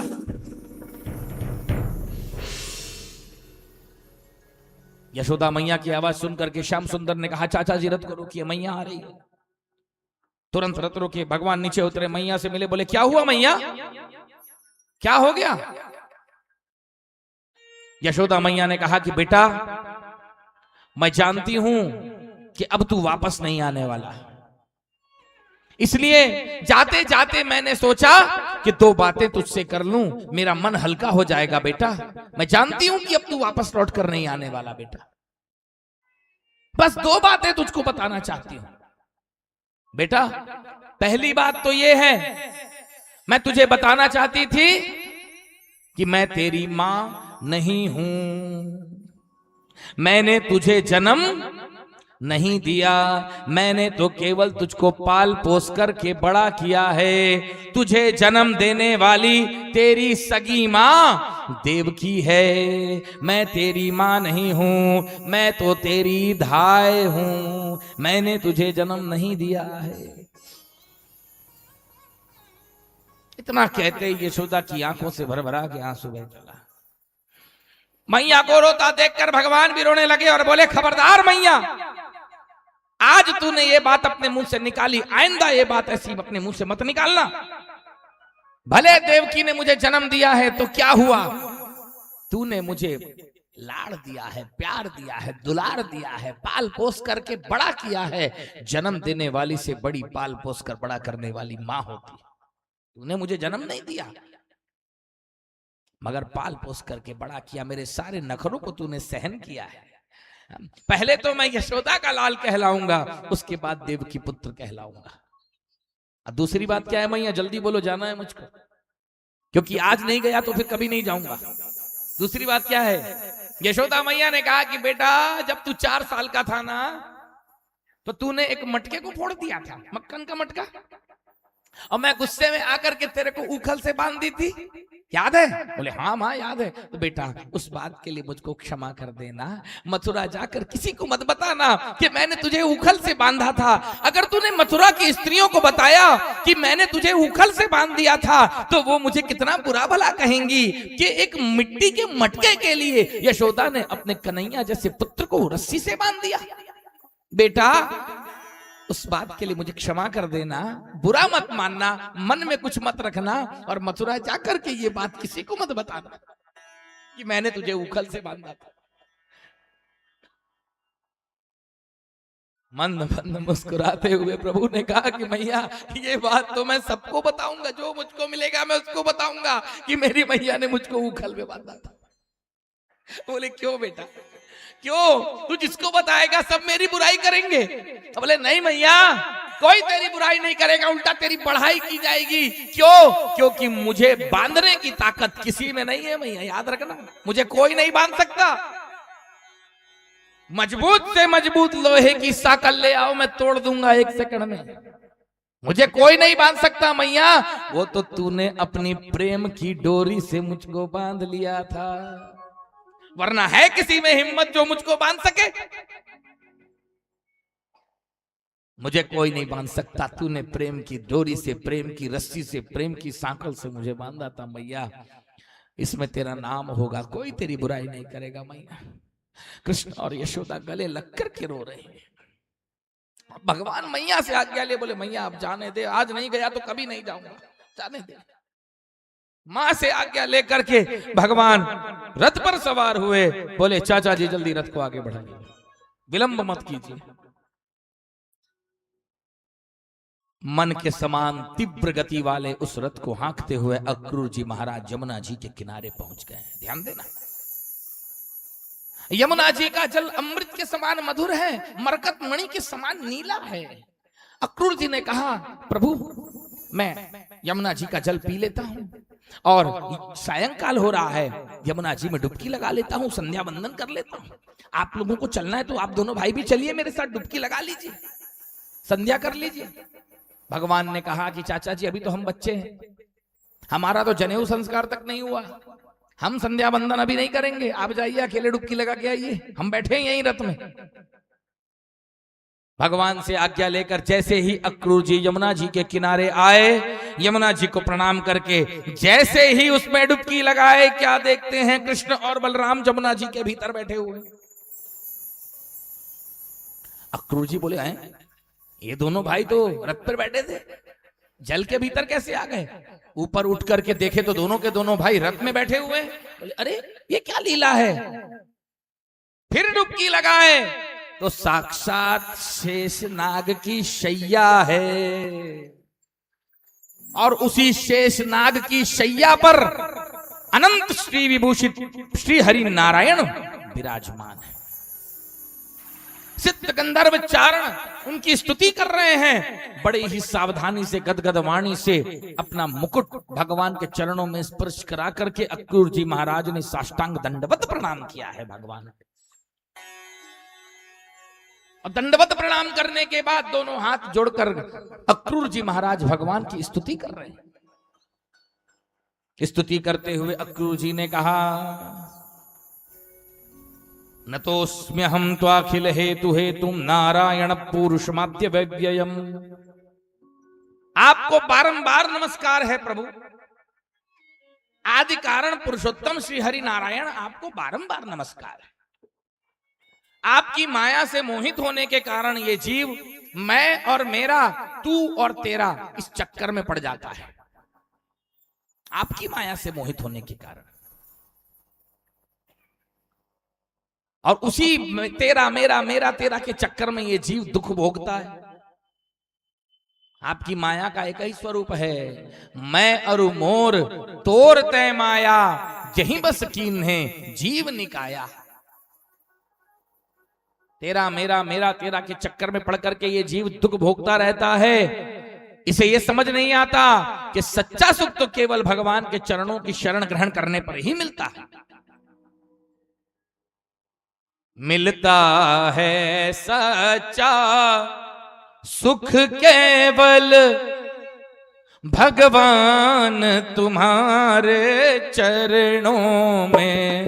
मिलता है सच्चा सुख केवल भगवान तुम्हारे चरणों में। यह विनती है पल छिन छिन की, यह विनती है फल छिन छिन की।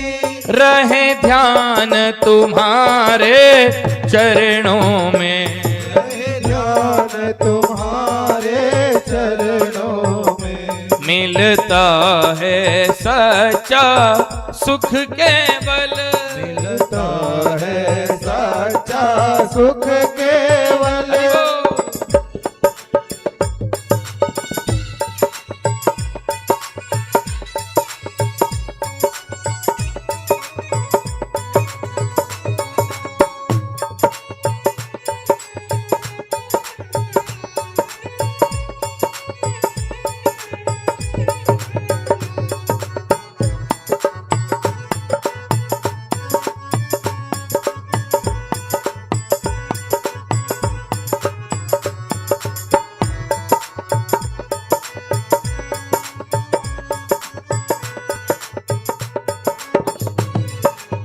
हो चाहे संकट ने मुझे घेरा हो, चाहे संकट ने मुझे घेरा हो, चाहे चारों ओर अंधेरा हो, चाहे चारों ओर अंधेरा हो, पर मन नहीं डगमग मेरा हो, पर मन नहीं मग मेरा हो, रहे ध्यान तुम्हारे चरणों में, ध्यान तुम्हारे चरणों में। मिलता है सच्चा सुख केवल भगवान तुम्हारे चरणों में।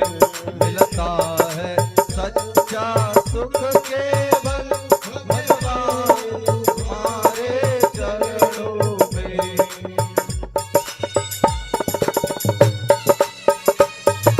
श्री राधे।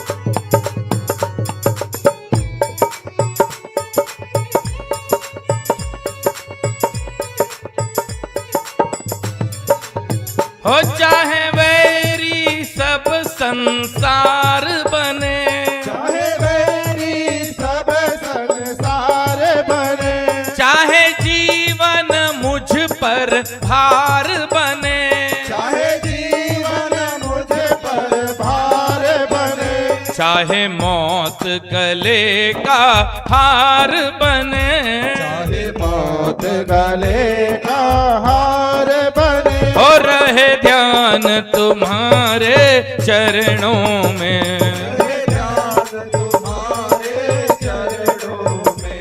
मिलता है सच्चा सुख केवल, मिलता है सच्चा सुख केवल भगवान तुम्हारे चरणों में।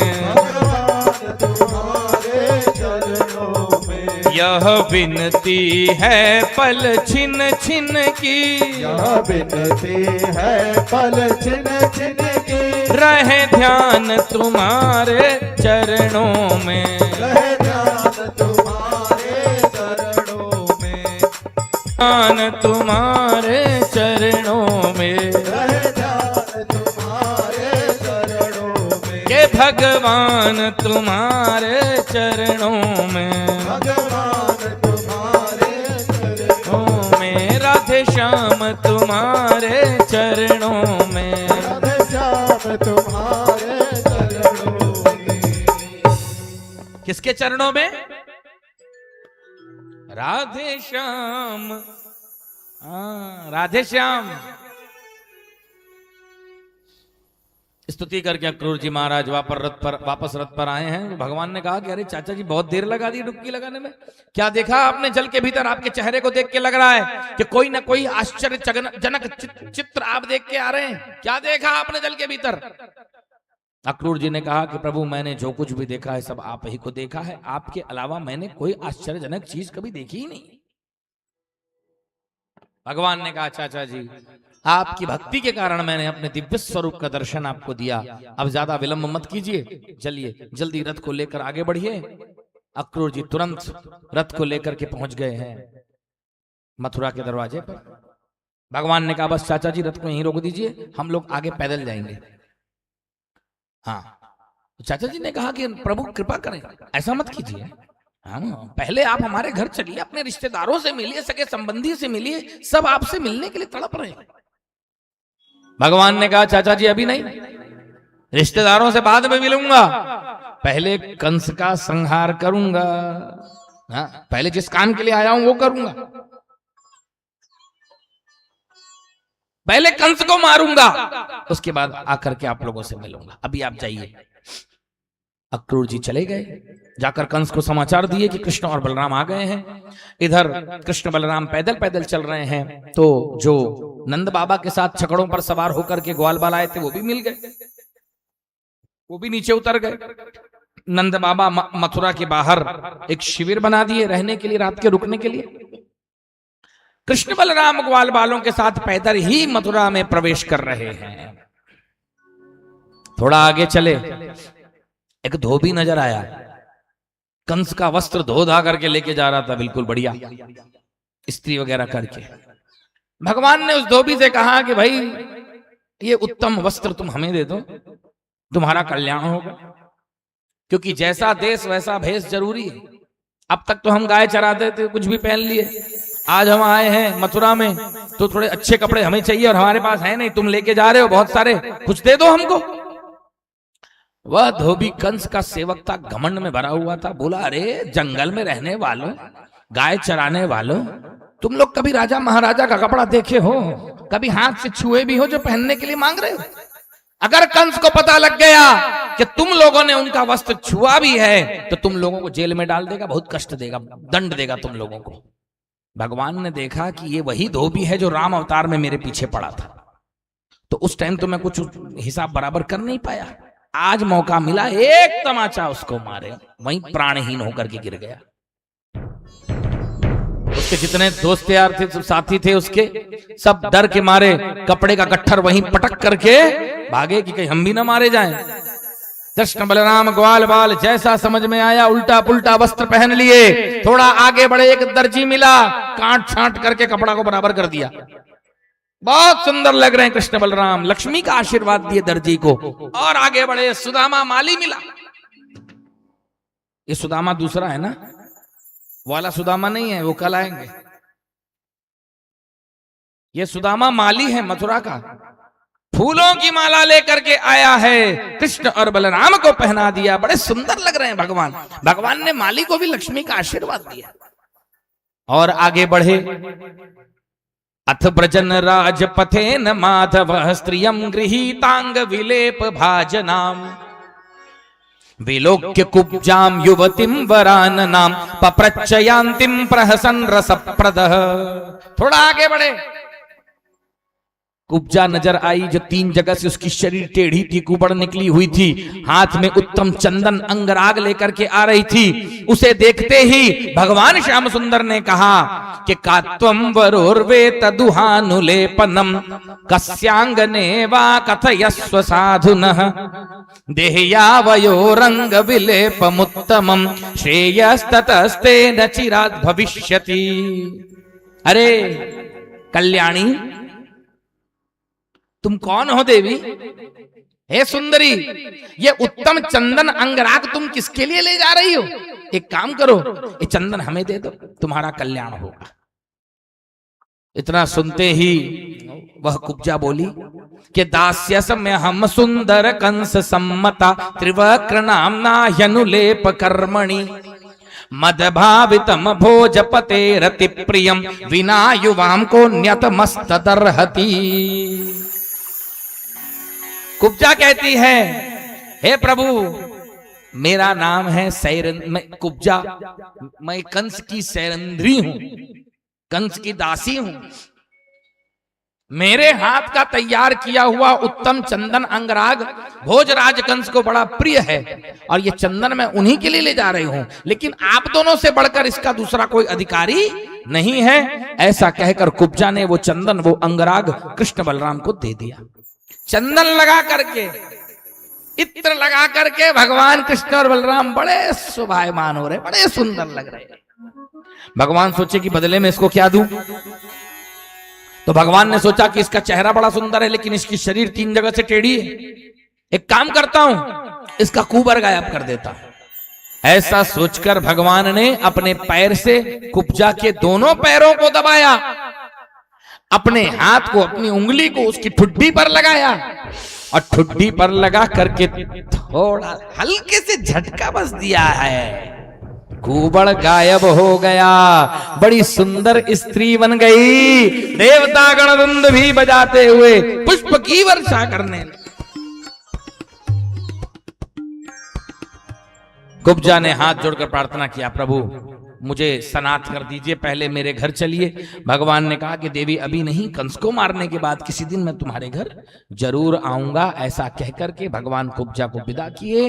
अब भगवान मथुरा के भीतर प्रवेश कर रहे। मथुरा की स्त्रियों को पता लग गया कि श्याम सुंदर आ रहे हैं, तो कई दिनों से उनके मन में इच्छा थी कि हम भी जाकर के कन्हैया का दर्शन करें, लेकिन कंस के डर के मारे कोई भी मथुरा की स्त्री भगवान का दर्शन करने नहीं आ पाई।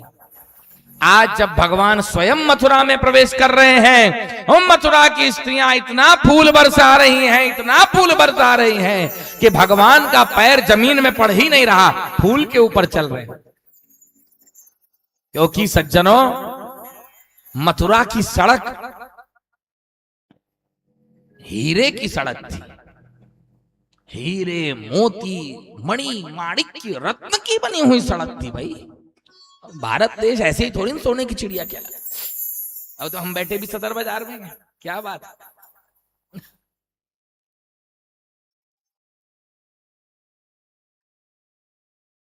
मणि माणिक जूट जड़ी गलियां, अलियां बड़ मोल बिकायन में। मखतूल की कोमलता दर से सर से छवि पुंज निकायन में। यह भांति सही पे महीपति जुजड़ ही तो है ये दिकावन में। ते ही ते इन राजकुमारन के गढ़ जई है जरूर ही पायन में। भले वो हीरे की बनी सड़क है, रत्न की बनी सड़क है, मणि माणिक्य की सड़क है, लेकिन कुछ भी कहो, हीरा मणि माणिक्य कोई नाजुक तो होता नहीं। भले दिखता है मखमल जैसा, लेकिन होता थोड़ी नहीं, वो तो बहुत कड़ा होता है। ते ही ते इन राजकुमारन के गढ़ जई है जरूर ही पायन में। इन राजकुमारों के पांव में ये हीरे मोती गड़ न जाएं, इसीलिए मथुरा की स्त्रियां खूब फूल बरसा रही। एक स्त्री वो तैयार हो रही थी, तो एक आंख में अंजन लगाई थी, और जैसे ही दूसरे में लगाने वाली थी कि उसकी सहेलियों ने कहा कृष्ण आ गए, कृष्ण आ गए, तो दौड़ी, अंजन लगाना छोड़ी, बोली दौड़ी। सहेलियों ने देखा कि एक ही आंख में काजल लगाई है, दूसरे में नहीं लगाई, सब हंसी उड़ाने लगी उसकी कि कैसी बावली हो गई है तू, ठीक से तो तैयार हो गया आती, अगर भगवान तेरी ओर देख लिए तो क्या सोचेंगे कि ऐसी है मथुरा की स्त्री। तो उस स्त्री ने भी बड़ा सुंदर जवाब दिया। उसने कहा कि अरे सखियों, भगवान ऊपरी सुंदरता नहीं, वो तो हृदय देखते। और रही बात अंजन की, तो अगर आज के दिन भी मैं अपनी आंख में अंजन लगाने बैठी रहती, तो ये निरंजन जो मेरे घर के सामने से गुजर रहा है, मैं इसका दर्शन नहीं कर पाती। खूब फूल बरसाई मथुरा की स्त्रियां। भगवान मथुरा में आए हैं। मथुरा वासियों से पूछे कि धनुष यज्ञ कहां पर हो रहा है। जहां धनुष यज्ञ हो रहा था वहां भगवान पहुंचे हैं। अपने हाथ से धनुष को उठा करके प्रत्यंचा चढ़ाए, बीच से 2 भाग में तोड़ दिए। जोरदार आवाज आई है, और जितने सैनिक वहां पर थे, जितने राक्षस वहां पर थे, सबको कृष्ण और बलराम ने पटक पटक कर मारा। एक भाग को कृष्ण भगवान लिए धनुष का, एक भाग को बलराम जी लिए, उसी धनुष के भाग से ही पटक पटक कर मार। और मार करके कृष्ण और बलराम नंद बाबा के शिविर में आ गए हैं। रात्रि भोजन कर रहे हैं, विश्राम कर रहे हैं। लेकिन आज कृष्ण भगवान को नींद नहीं आ रही। क्यों?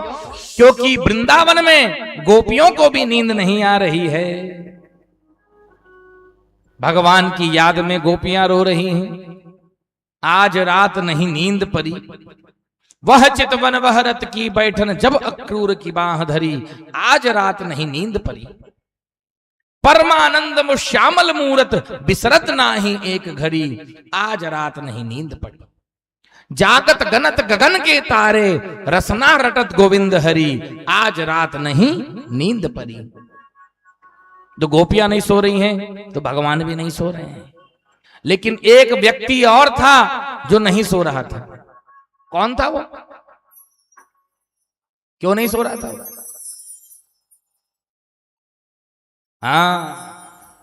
वो जानता था कि जिस दिन ये धनुष टूटेगा उसके अगले दिन मैं सूर्योदय का दर्शन करूंगा, लेकिन सूर्यास्त का दर्शन नहीं करूंगा। अरे एक से एक भयानक अपशकुन देख रहा है। आईना के सामने जाके खड़े हुआ तो धड़ तक के दिख रहा है, लेकिन सर उसका नजर नहीं आ रहा है। मिट्टी में चल रहा है तो उसके पैरों का निशान नहीं बन रहा। सपने थोड़ी देर के लिए झपकी लगी भी तो क्या देखता है कि गधे के ऊपर बैठा हूं, मेरा मुंह काला कर दिया गया है और पिशाचों से चंडालों से गले लग रहा हूं। अरे हड़बड़ा के उड़ गया, बोला जो भी ऐसा सपना देखेगा अगले दिन मर जाएगा। अब उसको तो नींद ही नहीं है, जिधर देख रहा है वहीं भगवान नजर आ रहे हैं उसको। भक्ति सिद्ध हो गई उसकी। जित देखूं तित श्याम, यही तो चाहिए। सवेरा हुआ, दंगल प्रारंभ करवाने के लिए कंस आकर के अपने मंच पर के बैठा है। दंगल प्रारंभ कराया है, नंद आदि गोप आ गए हैं, ब्राह्मण क्षत्रिय के बैठने के लिए अलग अलग व्यवस्था किया गया है। कुबलियापीड़ नाम के हाथी को खूब मदिरा पान करा करके उस दंगल के दरवाजे पर खड़ा कर दिया गया। जैसे ही कृष्ण और बलराम आए हैं, कुबलियापीड़ हाथी कृष्ण बलराम के ऊपर आक्रमण कर दिया। कृष्ण और बलराम भी उस हाथी को अच्छा मजा चखाए। कृष्ण भगवान कभी पूंछ पकड़ करके खींचते तो बलराम जी कभी उसकी सूंड पकड़ करके खींचते। दोनों भाइयों ने 1000 हाथियों की ताकत रखने वाले उस कुबलियापीड़ हाथी को ऐसे परेशान किया जैसे किसी गांव के 2 छोटे बच्चे किसी छोटे से बछड़े को परेशान कर रहे हैं। अब तो अपने दांतों को घोंप दिया है। कुबलियापीड़ हाथी ने जमीन में भगवान को मारने के लिए आया, लेकिन भगवान खसक गए, मगर उसके दांत जमीन में धस गए। एक तमाचा मार करके भगवान ने उस कुबलियापीड़ हाथी को धराशायी कर दिया। एक दांत बलराम जी लिए, दूसरा दांत कृष्ण भगवान लिए। खून का छिट्टा उठा और दांत लेकर के आ रहे हैं। पीछे पीछे कुछ ग्वाल बाल चल रहे हैं। ऐसा लग रहा है जैसे श्याम सुंदर वृंदावन से होली खेल के आ रहे हैं। बोलो बांके बिहारी लाल की जय। भैया गोकुल के चंद्र में तो रोज ही होली खेल रहे हो आप लोग। आज भी होली है ना? उस दिन का कलर अभी निकला नहीं होगा। आज फिर आज बिरज में होरी रे रसिया।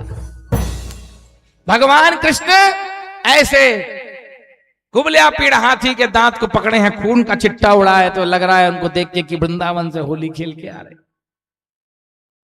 मल्ला नाम स्निर्निणाम नरवर स्त्रीणाम स्मरो मूर्तिमान गोपानाम सुजनो सताम चितिभुजाम शास्ता स्वपित्रो शिशुः मृत्युर्भोज पतेर विराट विदुषाम तत्वं परम योगिनाम वृष्णीनाम परदेवतेति विदितो रंगम गतः साग्रजः। हरे नमः। जाकी रही भावना जैसी प्रभु मूरति देखी तिन तैसी। जब भगवान उस दंगल क्षेत्र में प्रवेश किए तो मल्ला नाम निर्णय जितने पहलवान वहां बैठे थे सब के सबको भगवान वज्र कठोर शरीर वाले दिखाई दे रहे हैं। बहुत बड़े पहलवान दिख रहे हैं।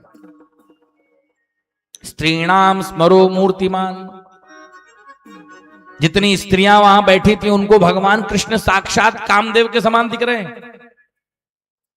जितने गोपगण वहां पर थे उनको भगवान अपने सगे संबंधी रिश्तेदार के जैसे दिखाई दे रहे हैं। जो नंद आदि जैसे पितृवत गोप थे उन्हें कृष्ण भगवान अपने बालक जैसे नजर आ रहे हैं।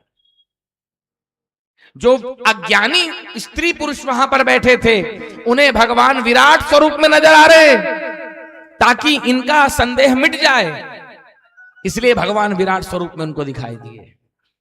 कंस को मृत्यु के रूप में भगवान श्याम सुंदर नजर आ रहे हैं। अब भगवान चले आए। चाणूर और मुष्टिक ने कृष्ण बलराम को कुश्ती के लिए लड़काला है।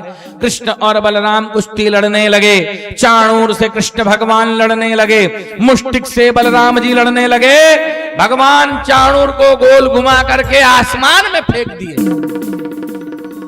पृथ्वी में आते आते ही उसका प्राण चला गया। बलराम जी ने देखा कि कृष्ण मेरे से छोटा है लेकिन पहले जीत गया। बलराम जी भी एक तमाचा मारे, मुष्टिक धड़ाम से पृथ्वी पर गिर गया। और जो बाकी उसके भाई बंधु थे पहलवानों के, सब दौड़ दौड़ कर आए। कृष्ण बलराम पटक पटक कर एक एक को मार दिए।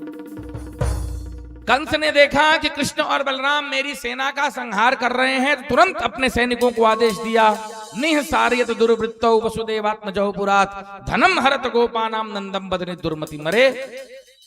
कंस के दोनों लड़कों, नंद के दोनों लड़कों को मेरे राज्य से बाहर निकाल दो, नंद को कैदी बना लो, वसुदेव को और उग्रसेन जो मेरा पिता होते हुए भी शत्रुओं का समर्थन करता है, इन दोनों को फांसी पर लटका दो और नंद की सारी संपत्ति हड़प लो। इस प्रकार जब कंस ने आज्ञा दिया, भगवान से नहीं रहा गया। उछल करके भगवान ऊंचे मंच पर पहुंच गए।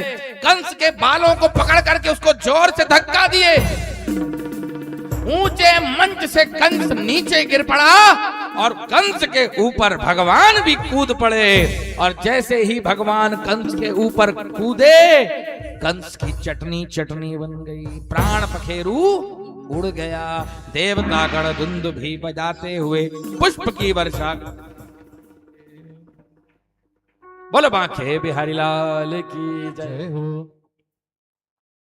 कंस मारा गया। कंस के भाई बंधु अस्थि प्राप्तियों, उसकी पत्नियां दौड़ी दौड़ी आई, आकर के रोने लगी।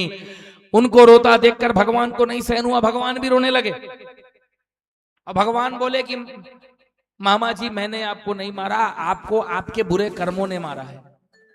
मामियों को समझा रहे हैं कि मत रो, मामा जी को मैंने नहीं मारा, उनके गलत कर्मों ने उनको मारा। जो छोटे छोटे बच्चों को, देवकी के छोटे छोटे बच्चों को उन्होंने मारा था, उसी कर्म का फल आज उनको प्राप्त हुआ है। भगवान ने जाकर के वसुदेव देवकी के कारागार के दरवाजे को खोला। वसुदेव देवकी कृष्ण और बलराम को दूर से देख रहे हैं, प्रणाम कर रहे हैं। भगवान ने कहा ये क्या हो गया भाई, मेरे माता पिता मुझी को प्रणाम कर रहे हैं। हाँ, वसुदेव देवकी को विश्वास हो गया था कि ये प्रभु हैं, ईश्वर हैं, हमारे पुत्र नहीं है। भगवान ने देखा कि ऐसे में लीला कैसे होगी, तुरंत पुत्र हितैषिणी माया फेर दिए। वसुदेव देव की सारी बात भूल गए, कृष्ण और बलराम को गले से लगाए, नंद बाबा को अनेकों भेंट देकर के विदा किए। वसुदेव जी ने नंद बाबा को कहा कि अब आप वापस अपने घर को जाइए। भगवान ने कहा कि बाबा जी आप जाइए, मैं बाद में आऊंगा। नंद बाबा चले गए। यशोदा मैया ने पूछा कि मेरा लाला कहाँ है? नंद बाबा ने कहा वो तो वहीं रुक गए मथुरा में। बोले अच्छा, कब आएगा बोला है? बोले मैं पूछा ही नहीं कब आएगा, भूल गया मैं पूछना उससे। ये तो हाल है आदमी लोग, औरत लोग कुछ एकदम पते की बात पूछ पूछ के सब कुछ समझती हैं, लेकिन आदमी लोग अरे मैं पूछा ही नहीं कब आएगा, मैं पूछना ही भूल गया उससे, बस वो बोला आऊंगा। बोला ठीक है। यशोदा बोली कुछ तो पूछे होते कब आएगा, कितने दिन में आएगा? बोले अरे मैं पूछा ही नहीं। रोज प्रतीक्षा करते हैं नंद और यशोदा की आज आएगा शायद। गोपियां इंतजार करती रोज आ जाएगा। शाम हो जाती, बीत जाता, समय नहीं आए। बोले कोई बात नहीं, कल आ जाएगा। भगवान श्री कृष्ण मानुषी लीला करते हुए गुरुकुल गए हैं।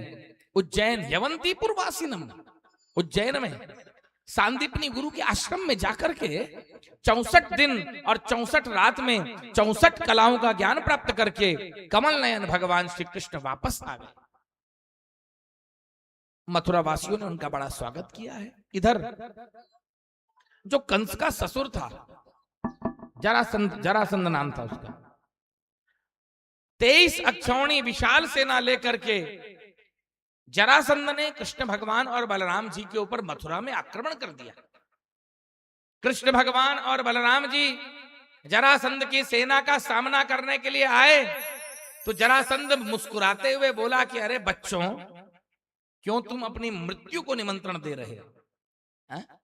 देख रहे हो मेरी विशाल सेना को, तुम लोग मुझसे नहीं जीत पाओगे, मेरी शरण ग्रहण कर लो, मैं तुम्हें नहीं मारूंगा। तो कृष्ण भगवान ने कहा कि नवै शूरा विकथन्ते दर्शयन्ते पौरुखम नगृहिणीमो वचो राजन नातुरस्य मुमूर्षत। कृष्ण भगवान ने कहा कि देखो जरासंध, योद्धा युद्ध भूमि में खड़े होके वाद विवाद नहीं करते, योद्धा युद्ध भूमि में युद्ध करते हैं। आओ युद्ध करो। भगवान ने जरासंध को ललकारा, नेत्र बंद करके अपने अस्त्र शस्त्र का ध्यान किया। भगवान का रथ आ गया, सुदर्शन चक्र आ गया, भगवान का धनुष आ गया, भगवान के बाण आ गए, बलराम जी का हल और मूसल आ गया। देखते ही देखते कृष्ण और बलराम ने जरासंध की 23 अक्षौणी सेना का संहार कर डाला। अंत में जरासंध को बलराम जी मारने लगे तो कृष्ण भगवान ने कहा कि भैया इसे मत मारो, अगर इसे मार दोगे तो एक एक राक्षस को पकड़ पकड़ के मारना पड़ेगा, इसे जिंदा छोड़ दो, ये दोबारा चढ़ाई करेगा, हम लोग घर बैठे बैठे सफाई करेंगे, इसको छोड़ दो। छोड़ दिए। कुछ समय बाद जरासंध दोबारा आक्रमण किया, 23 अक्षौणी सेना लेकर के। कृष्ण बलराम उसकी सारी सेना का संहार किए, बस उसको जिंदा छोड़ दिए। हर बार उसकी सेना को मार देते, उसको छोड़ देते, अपमानित करके बोले जा भग, धुतकार लगा देते उसको, भग जाए यहां से। तो अपमानित हो जाता और बोलता फिर आऊंगा तुमको बदला लेने के। बार बार आया, बार बार 17 बार आक्रमण किया वो जरासंध 23 अक्षौणी सेना लेकर के। और कृष्ण बलराम उसकी सेना का संहार करते चले जाते, उसको छोड़ देते। अब 18वीं बार जब आक्रमण करने आ रहा है तो उसके आने के 3 दिन पहले काल यवन ने आकर के आक्रमण कर दिया है। 3 करोड़ वृक्षों की सेना को देख करके कृष्ण और बलराम ने सोचा कि अब क्या किया जाए। अगर हम काल यवन से लड़ने लगे और इधर पीछे से जरासंध ने आक्रमण कर दिया तो हमारी प्रजा संकट में पड़ जाएगी। इसीलिए कृष्ण भगवान ने रातों रात समुद्र में द्वारिकापुरी का निर्माण किया। बोलिए द्वारिकाधीश की जय। 48 कोस की भूमि वैकुंठ लोक से आई है और ब्रजमंडल की 84 कोस की भूमि गोलोक धाम से आई। जब इधर मथुरा वासियों को भगवान द्वारिका ले गए तो सवेरे उठते ही अब नई नगरी थी, तो मथुरा वासी सब बोलने लगे द्वार कहां, द्वार कहां, द्वार कहां, द्वार कहां, तो उसका नाम पड़ गया द्वारका। बोलो द्वारिकापुरी की जय हो, द्वारिकाधीश की जय हो, गोकुल के चंद्र की जय हो। रातों रात भगवान ने द्वारकापुरी का निर्माण कर दिया। इधर काल यवन लड़ने के लिए आया तो भगवान उससे नहीं लड़े, पीठ दिखा करके भागे और एक गुफा में चले गए। काल यवन भी भगवान के पीछे पीछे गुफा में प्रवेश किया तो गुफा के भीतर एक दिव्य पुरुष सोया हुआ था। हाँ, मुचकुंद था नाम उसका। तो भगवान अपनी पीतांबरी उसको ओढ़ा करके छिप गए। तो काल यवन आया, देखा कि बताओ भला लड़ने के बजाय ये पीतांबरी ओढ़ के सो गए, डरपोक। एक लात मारा। अब उसकी लात पड़ते ही वो पुरुष उठा और जैसे ही उस पुरुष ने आंख खोल करके काल यवन की ओर देखा, उसके देखते ही काल यवन जल करके भस्म हो गया। अब भगवान उस मुचकुंद के सामने आए। तो राजा परीक्षित ने पूछा कि को नाम स पुमान ब्रह्मन कस्य किम वीर्य एवच कस्मात् गुहाम गतः शिष्ये किं तेजो यवनार्दन। प्रभु, कौन था वो मुचकुंद? वो गुफा में क्या कर रहा था? गुफा में क्या कर रहा था वो? तो सुखदेव स्वामी जी ने कहा कि राजन, मानधाता का पुत्र था मुचकुंद। देवताओं का सेनापति बनकर के उसने राक्षसों के साथ में युद्ध किया। युद्ध करते करते थक गया। विजयी होने के बाद देवताओं ने मुचकुंद से कहा कि तुमको क्या वरदान चाहिए? मुचकुंद ने कहा कि मुझे तो निद्रा चाहिए, बस इतना थक गया हूं और कुछ नहीं चाहिए, नींद चाहिए। देवता बोले तथास्तु, जब तक सोना है, जितना सोना है सो, और जो भी तुमको उठाएगा तुम्हारे देखते ही जल करके भस्म हो जाएगा। बोलो बाके बिहारी लाल की जय। इस बात को भगवान जानते थे, इसीलिए मुचकुंद को आड़ बना करके काल यवन का संहार किए हैं। इधर भगवान ने मुचकुंद को दर्शन दिया। वही सवाल, जो सवाल हनुमान जी ने रामचंद्र जी से पूछा था, वही प्रश्न आज मुचकुंद ने कृष्ण भगवान से पूछा कि को तुम श्यामल गौर शरीरा, आप कौन हैं और इस अंधेरी कोठरी में, इस अंधेरी गुफा में आप क्या कर रहे हैं, आपका क्या नाम है? भगवान ने कहा कि मेरे तो कई नाम हैं, क्योंकि मैं अनंत श्री हरि नारायण हूं। ऐसा कहकर भगवान ने मुचकुंद को दिव्य स्वरूप का दर्शन दिया और कहा कि मुचकुंद, भले तुमको मेरा दर्शन हो गया, लेकिन अभी तुम मुक्त नहीं हो, तुम्हें और जन्म लेना पड़ेगा, तुम्हें और तपस्या करनी पड़ेगी। भले मेरा दर्शन तुमको मिल गया, लेकिन फिर भी तुमको जन्म लेना पड़ेगा, क्योंकि जब तुम राजा थे तो तुमने बहुत से निर्दोष प्राणियों का शिकार किया है, बहुत से जानवरों को तुमने मारा है, इसीलिए अभी मैं तुमको मुक्त नहीं करूंगा। दोबारा तुम जन्म लेना, ब्राह्मण का शरीर लेकर के कठोर तपस्या करना, तब कहीं जाकर के मैं तुमको मुक्त करूंगा। वही मुचकुंद नरसिंह भगत बन करके आए और फिर भगवान का दर्शन करके, भजन करके मुक्त हो गए। बोलो वृंदावन बिहारी लाल की जय। मुचकुंद जी निकल पड़े हैं गुफा से बाहर और भगवान भी गुफा से बाहर निकले। 3 करोड़ म्लेच्छों की सेना का सफाया कर दिए। जब म्लेच्छों की सेना का सफाया किए तो इतने में जरासंध लड़ने आ गया। अब भगवान बोले कितनों से लड़ूंगा, पीठ दिखाकर भागे।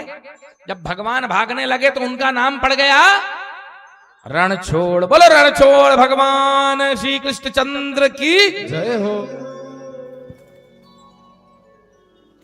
रण को छोड़ करके प्रभु भाग रहे, प्रवर्षण पर्वत पर चढ़ गए। जरासंध ने अपने सैनिकों से कहा कि इस पूरे पर्वत में आग लगा दो, कृष्ण और बलराम जहां भी होंगे इस पर्वत में छिपे, जल के मर जाएंगे, इस पर्वत में आग लगाओ। पर्वत पर आग लगाई गई। कृष्ण और बलराम ऐसी छलांग लगाए, ऊपर ही ऊपर सीधा द्वारिकापुरी में आकर के उतरे हैं। जरासंध सोचा कि 18वीं बार ही सही मैं जीता तो कम से कम। अब झूठी जीत है, उसको कुछ मालूम नहीं कि भगवान तो द्वारिका में रह रहे हैं, लेकिन उसको पता नहीं, सोचा कि इस बार मैंने इनका अंत कर दिया। इधर बलराम जी बड़े हैं। बलराम जी का विवाह रैवत की पुत्री रेवती के साथ में संपन्न हुआ है और कृष्ण भगवान का विवाह भीष्मक नंदिनी रुक्मिणी महारानी के साथ में संपन्न। राजा परीक्षित ने पूछा कि भगवान भीष्मक सुताम रुक्मिणीम रुचिराननाम राक्षसेन विधानेन उपयेमते श्रुतम। हरे नमः। राजा परीक्षित कहते हैं कि भगवान ने रुक्मिणी महारानी के साथ राक्षस विधान से विवाह किया था। ध्यान देकर सुनना, मैं ये सुनना चाहता हूं, मैं ये जानना चाहता हूं कि भगवान ने रुक्मिणी महारानी के साथ राक्षस विधि से विवाह कैसे किया। सुखदेव स्वामी जी ने कहा कि देखो राजन, जैसे भगवान ने अवतार लिया है वैसे ही लक्ष्मी भी अवतार लेंगी ही लेंगी।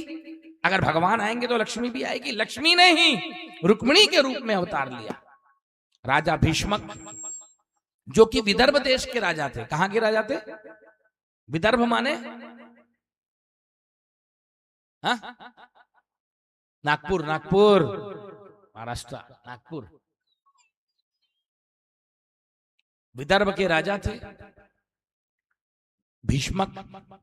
उनके 5 पुत्र थे और एक कन्या थी।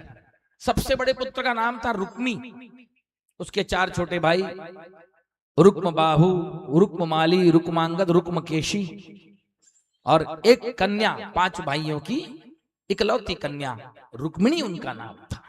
साक्षात लक्ष्मी जी।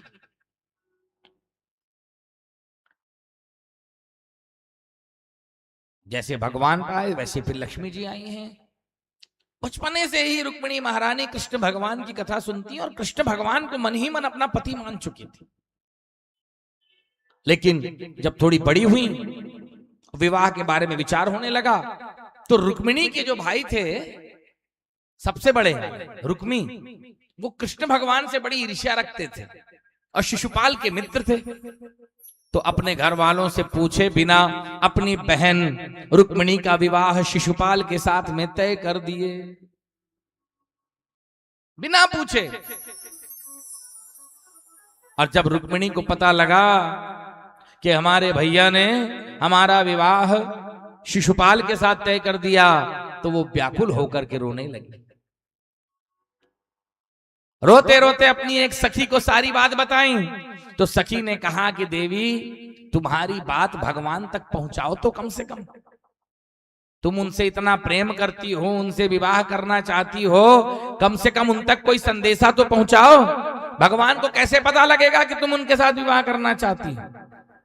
एक चिट्ठी लिख करके माता रुक्मिणी ने एक विश्वास पात्र ब्राह्मण को दिया और कहा कि हे ब्राह्मण देव, कृपा करके ये चिट्ठी द्वारिकाधीश तक पहुंचा दीजिए। ब्राह्मण देव चल पड़े हैं द्वारिकापुरी की ओर, और जैसे ही द्वारिका में पधारे हैं, कृष्ण भगवान के महल में आए हैं, ब्राह्मण देव को देखते ही कृष्ण भगवान उठ करके खड़े हुए हैं। जिस सिंहासन पर भगवान बैठते थे, उसी दिव्य सिंहासन पर भगवान ने ब्राह्मण देव को बिठाया है। खुद नीचे बैठ गए, ब्राह्मण देव का सम्मान किए, तिलक लगाए, माला पहनाए और बोले, हे ब्राह्मण देव, संतोषी ब्राह्मण मुझे बड़े प्रिय है। ब्राह्मण को अगर कुछ चाहिए तो मुझसे बोले, मैं उसे अवश्य दूंगा। जो ब्राह्मण संतोष धारण किए रहते हैं, मैं उनको बड़ा प्रेम करता हूं। ब्राह्मण देव बताइए, मैं आपकी क्या सेवा करूं?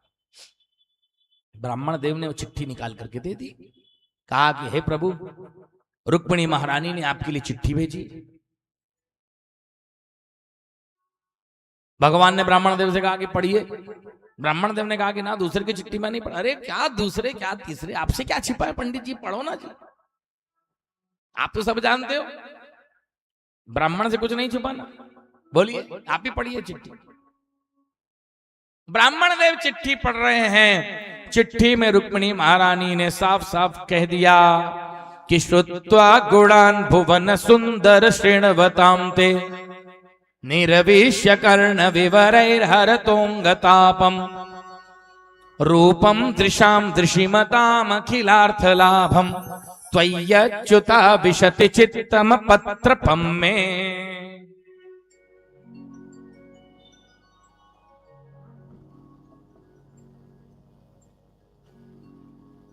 चिट्ठी में रुक्मिणी महारानी ने साफ साफ लिख दिया था, हे प्रभु, बाल अवस्था से ही मैंने आपकी कथा को सुना है। आपकी कथा कानों के रास्ते से मेरे हृदय में प्रवेश करके मेरे सारे पाप ताप को नष्ट कर दी है। मैंने मन ही मन आपको अपना पति मान लिया है। अब मैं या तो आपसे विवाह करूंगी, अन्यथा आत्महत्या कर लूंगी, लेकिन किसी दूसरे से विवाह नहीं करूंगी। अगर आपके रहते रहते शिशुपाल मेरा स्पर्श भी कर लिया, तो ये आपके लिए शर्म की बात होगी। जैसे सिंह के रहते हुए उसके शिकार को अगर दूसरा कोई पशु ले जाए, तो ये शेर के लिए डूब मरने वाली बात है। ऐसे ही आपके रहते अगर शिशुपाल मेरा स्पर्श भी कर जाए, तो ये आपके लिए बुरी बात हो। चिट्ठी सुनते ही भगवान ने तुरंत ब्राह्मण देव से कहा कि पंडित जी, बहुत अच्छा किया जो आपने ये चिट्ठी मुझे सुना दिया। जैसे रुक्मिणी महारानी मुझसे प्रेम करती हैं, वैसे ही मैं भी उनसे प्रेम करता हूं। अब देखिएगा किस प्रकार से मैं वहां आए हुए सभी अभिमानी राजाओं के मान का मर्दन करके उनके सामने देखते देखते ही मैं रुक्मिणी को लेकर के चला जाऊंगा। सब देखते रह जाएंगे, कोई कुछ नहीं कर पाएगा, मैं रुक्मिणी का हरण करके ले जाऊंगा। चिट्ठी में रुक्मिणी महारानी ने बता दिया था कि हमारे यहाँ ये रिवाज है कि विवाह के एक दिन पहले ब्याही जाने वाली कन्या को गिरजा देवी के मंदिर लेकर जाते हैं। कहां लेकर जाते हैं? गिरजा देवी के मंदिर लेकर जाते हैं। वहीं आप आइएगा और मेरा हरण करके ले जाइएगा। अब कृष्ण भगवान ब्राह्मण देव को अपने रथ पर बिठाए हैं और रातों रात रथ को द्वारिका से विदर्भ नगरी ले आए। बलराम जी को पता लगा, बोले कन्हैया आज फिर अकेले चला गया, मुझे भी नहीं बताया। जब जब ये कन्हैया अकेले जाता है तब तब किसी न किसी संकट में पड़ जाता है। पीछे पीछे बलराम जी यादवों की चतुरंगिणी सेना को लेकर आ रहे हैं। अगर कोई युद्ध हुआ तुरंत हम संभाल लेंगे। कृष्ण भगवान और बलराम जी पहुंचे हैं विदर्भ नगरी। राजा भीष्मक ने कृष्ण और बलराम का बड़ा सुंदर स्वागत सत्कार किया। जब जरासंध को पता लगा कि कृष्ण और बलराम आ गए हैं तो जरासंध तुरंत शिशुपाल को जाकर के समझाया कि भैया तैयार हो जाओ, अब तुम्हारा विवाह शांति से नहीं होने वाला, युद्ध करना पड़ेगा। बोले क्यों? क्योंकि कृष्ण और बलराम भी इस स्वयंवर में, इस विवाह महोत्सव में आ गए हैं। बोले अच्छा तो क्या हुआ? बोले अरे अगर वो दोनों यहां आ गए हैं तो समझ जाओ शांति से तुम्हारी शादी नहीं होने वाली। युद्ध के लिए तैयार है। सवेरा हुआ, रुक्मिणी महारानी को गिरजा देवी के मंदिर ले जाया जा रहा है। मंदिर ले जाने के पहले मेहंदी का भजन है, आओ मेरी सखियों मुझे मेहंदी, क्योंकि गिरजा देवी के मंदिर ले जाने के पहले रुक्मिणी महारानी को मेहंदी लग रही है।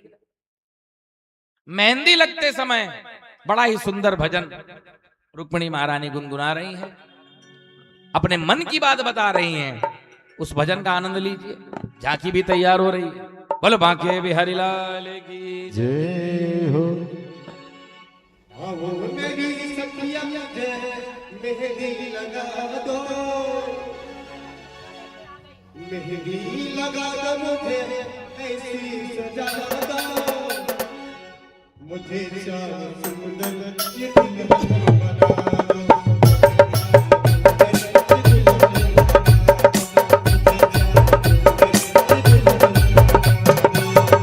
श्याम सुंदर की दुल्हन बना दो, आओ मेरी सखियों मुझे मेहंदी लगा दो, मेहंदी लगा दो मुझे ऐसी सजा दो, मुझे श्याम सुंदर की दुल्हन बना दो, मुझे श्याम सुंदर की, मुझे श्याम सुंदर की दुल्हन बना दो।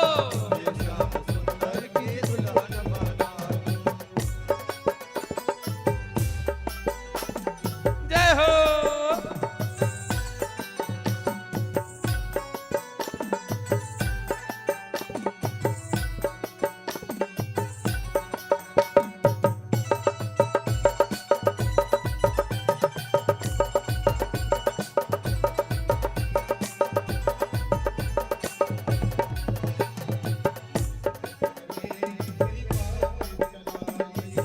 सत्संग में मेरी बात चलाए, सतगुरु ने मेरी इन्हीं सगाए, उनको बुला के हथ लेवा तो करा दो, उनको बुला के हथ लेवा तो करा दो, मुझे श्याम सुंदर की दुल्हन, मुझे श्याम सुंदर की दुल्हन बना दो। आओ मेरी सखियों मुझे मेहंदी लगा दो, मेहंदी लगा दो मुझे सुंदर सजा दो, मुझे श्याम सुंदर की, मुझे श्याम सुंदर की दुल्हन बना दो, मुझे श्याम सुंदर की दुल्हन बना दो। हरि बोल राधे।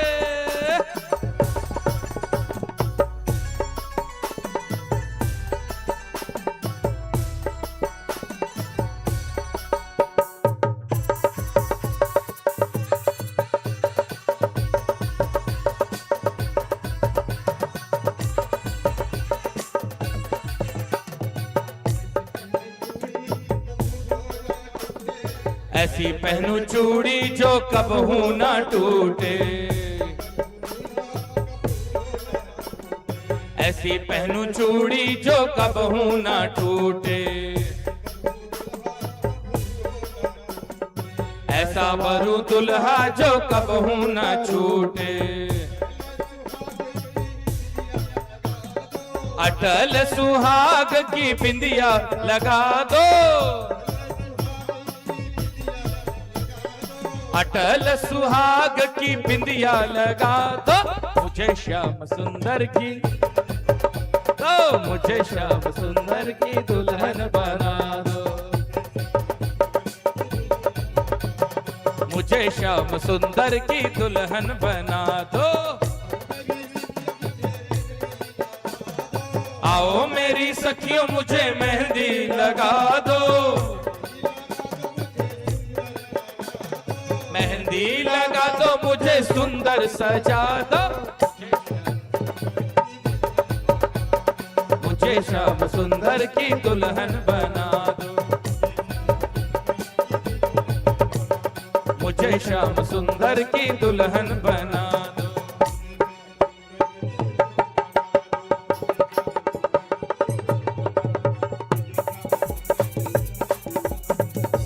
सुंदर की दुल्हन बना दो। आओ मेरी सखियां मुझे मेहंदी लगा दो, मेहंदी लगा दो मुझे सुंदर सजा दो, मुझे श्याम सुंदर की दुल्हन बना दो, मुझे श्याम सुंदर की दुल्हन बना दो, मुझे श्याम सुंदर की। बहुत सुंदर मेहंदी लगा करके रुक्मिणी महारानी को गिरजा देवी के मंदिर लाया गया, और जैसे ही मंदिर से लौटी हैं, श्याम सुंदर रुक्मिणी महारानी के हाथ को पकड़ करके रुक्मिणी का हरण करके सबके सामने देखते ही देखते अपहरण करके ले गए। सारे के सारे सैनिक हक्के बक्के रह गए, अरे ले गयो ले गयो ले गयो, शिशुपाल बेचारा रह गयो रह गयो रह गयो। रुक्मी ने पीछा किया, यादवों की चतुरंगिणी सेना सभी राक्षसों का संहार करी। अंत में कृष्ण भगवान रुक्मिणी महारानी को लेकर के द्वारिका में आए, नंद और यशोदा का आशीर्वाद लिए, और ब्रह्मा जी ने मंत्र पढ़ा है, और बड़े ही धूमधाम से कृष्ण और रुक्मिणी का विवाह संपन्न हो रहा है। बोलो दुल्हा सरकार की जय हो, दुल्हन सरकार की जय हो। रुक्मिणी वल्लभ कृष्ण चंद्र श्याम सुंदर भगवान की जय, श्याम सुंदर प्यारे की जय हो।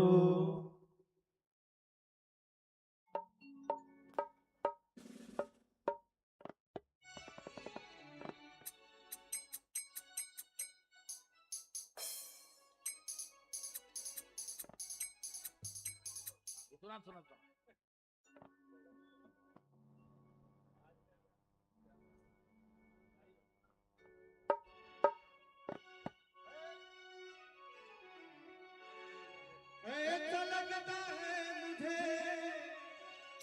संसार की शादी है, आज मेरी श्याम की शादी है, श्याम की शादी है, मेरे घर श्याम की शादी है। बधाई हो। आज मेरी श्याम की शादी जय हो।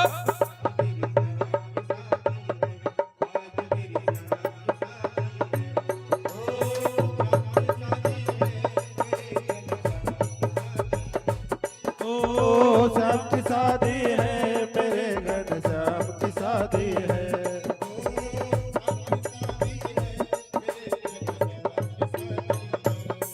ओ श्याम की शादी है, मेरे घर श्याम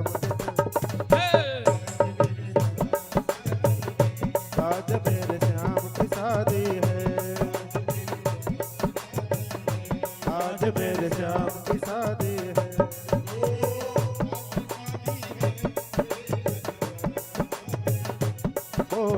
श्याम की शादी है, मेरे घर श्याम की शादी है।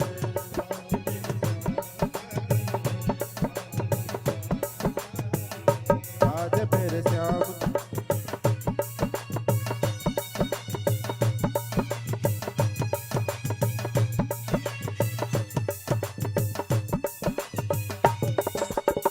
बधाई हो।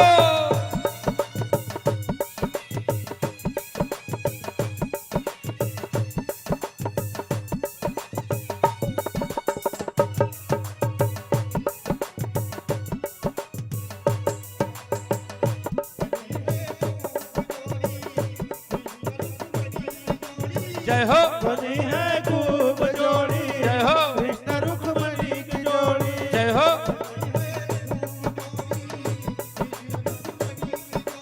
जय हो, बनी है खूब जोड़ी, कृष्ण रुक्मणी की जोड़ी। जय हो, जय हो, जय हो, खुशी से नाचे गावे, जय हो। भक्त मन मंगीत गावे।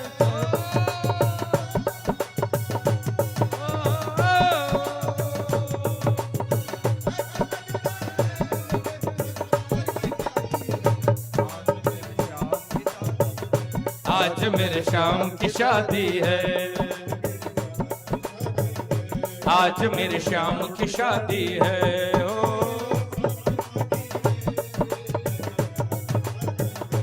हाँ, श्याम की शादी है, मेरे घन श्याम की शादी है। आज मेरे श्याम की शादी है। बधाई हो।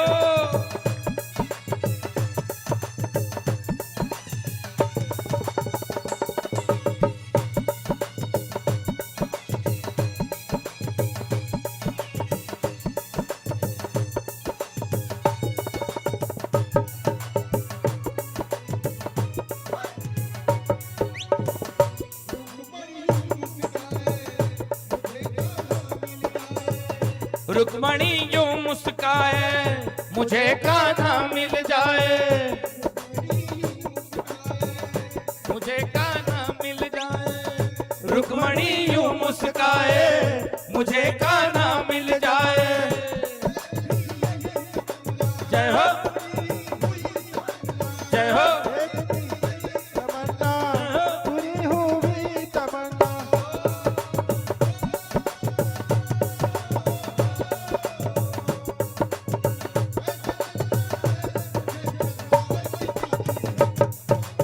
श्याम की शादी है, आज मेरे श्याम की शादी है।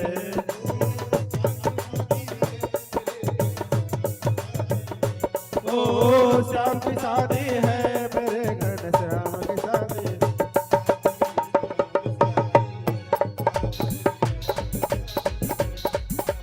श्याम की शादी है।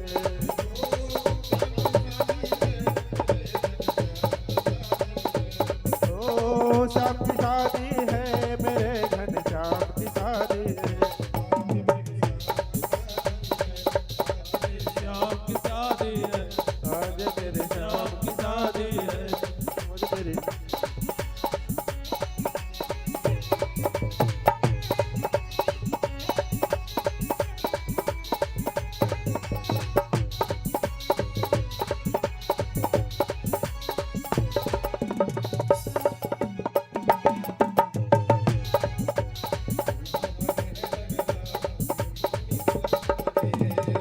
बड़े हैं नंदलाल के जोड़ी का जवाब नहीं। दूल्हा बने हैं नंदलाल, के जोड़ी का जवाब नहीं। ओ के जोड़ी का जवाब नहीं, कि जोड़ी का जवाब नहीं। ये जोड़ी का जवाब नहीं, ये जोड़ी का जवाब नहीं। हाँ के जोड़ी का जवाब नहीं, कि जोड़ी का जवाब नहीं। ये जोड़ी का जवाब नहीं, आई हो। ये जोड़ी का हे, दूल्हा बने हैं नंदलाल, श्री राधे। दूल्हा बने हैं नंदलाल, के जोड़ी का जवाब नहीं।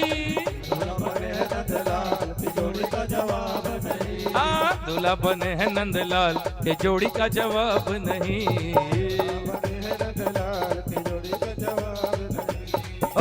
के जोड़ी का जवाब नहीं, के जोड़ी का जवाब नहीं, जोड़ी का जवाब नहीं, जोड़ी का जवाब नहीं, हाँ के जोड़ी का जवाब नहीं, कि जोड़ी का जवाब नहीं, जोड़ी का जवाब नहीं,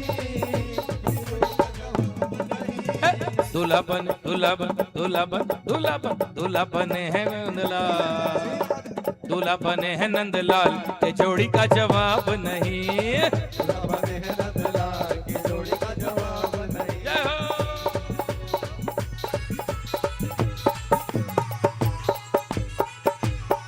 हरि बोल।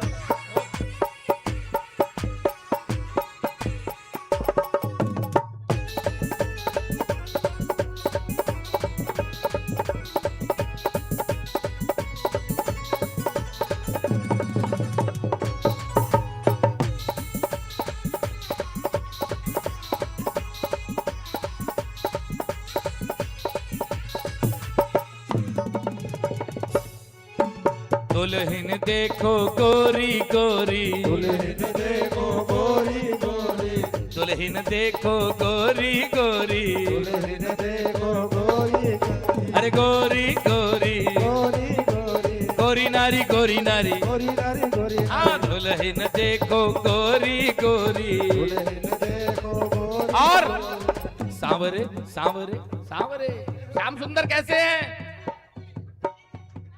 सांवरे हैं नंदलाल, श्री राधे।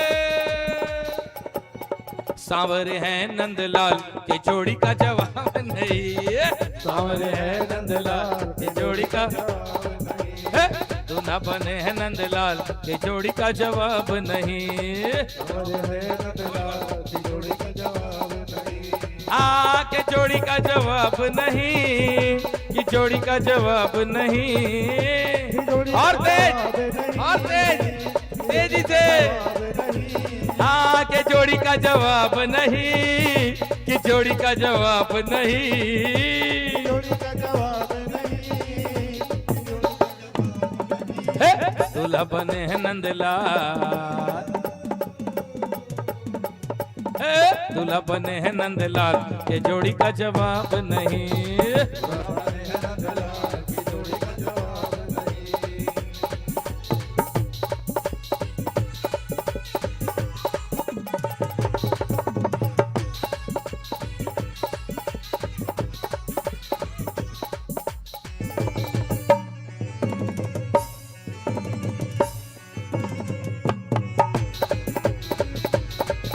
जय हो।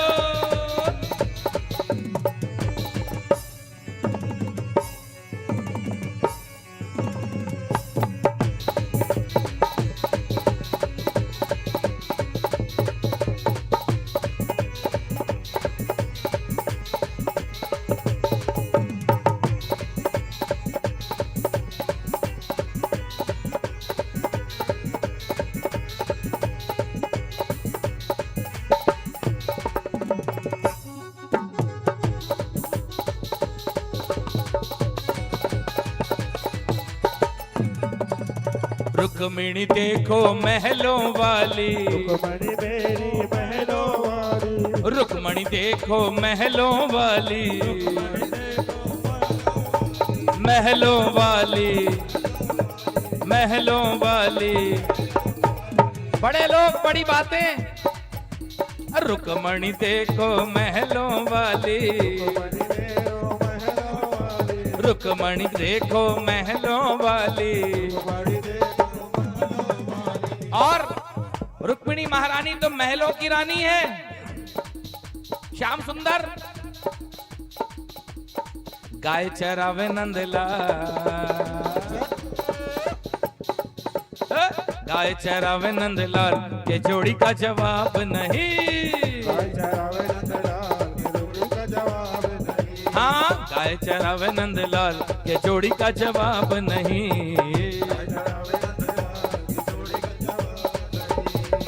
के जोड़ी का जवाब नहीं, के जोड़ी का जवाब नहीं, के जोड़ी का जवाब। दूल्हा दूल्हा बन दूल्हा बन दूल्हा बन दूल्हा बने हैं नंदलाल, दूल्हा बने हैं नंदलाल, ये जोड़ी का जवाब नहीं। बने नंदलाल की जोड़ी का जवाब नहीं।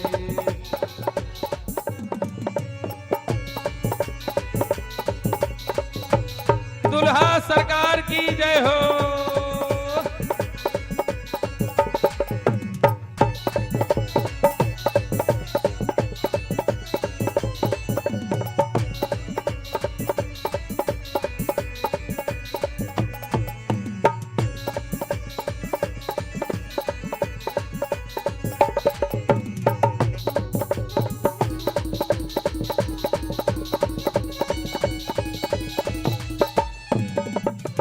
दुल्हन पहने वैजंती माला, पहले फैशन की माला, दुल्हन पहने मोतियन माला, पहले मोतियन माला, दुल्हन पहने मोतियन माला, दुल्हन पहले मोतियन, अरे मोतियन माला, मोतियन माला, मोतियन माला, रुक्मणी पहने हैं मोतियन माला, कुमारी पहले है मोतियन माला, रुक्मणी पहने हैं मोतियन माला, और रुक्मिणी पहनी है मोतियों की माला, और कृष्ण भगवान दूल्हा बैजंती माल, दूल्हा बैजंती माल, ये जोड़ी का जवाब नहीं। हाँ दूल्हा बैजंती माल, ये जोड़ी का जवाब नहीं। के जोड़ी का जवाब नहीं, हे के जोड़ी का जवाब नहीं, कि जोड़ी का जवाब नहीं। जोड़ी का जवाब नहीं, जोड़ी का जवाब नहीं, हाँ के जोड़ी का जवाब नहीं, कि जोड़ी का जवाब नहीं। जोड़ी का जवाब नहीं, दूल्हा बन दूल्हा बन दूल्हा बन दूल्हा बन दूल्हा बने हैं नंदलाल, दूल्हा बने हैं नंदलाल, ये जोड़ी का जवाब नहीं। हाँ दूल्हा बने हैं नंदलाल, ये जोड़ी का जवाब नहीं।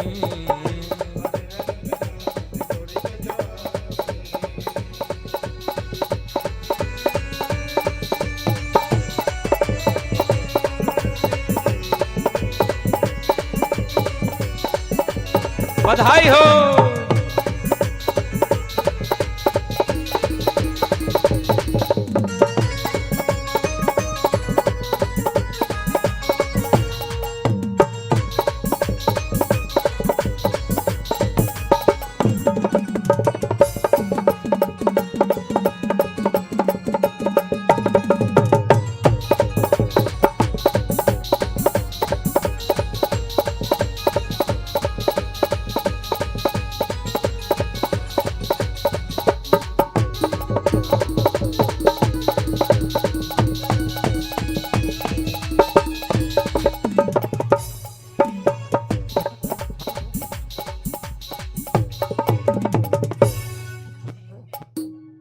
दुल्हा सरकार की जय हो, दुल्हन सरकार की।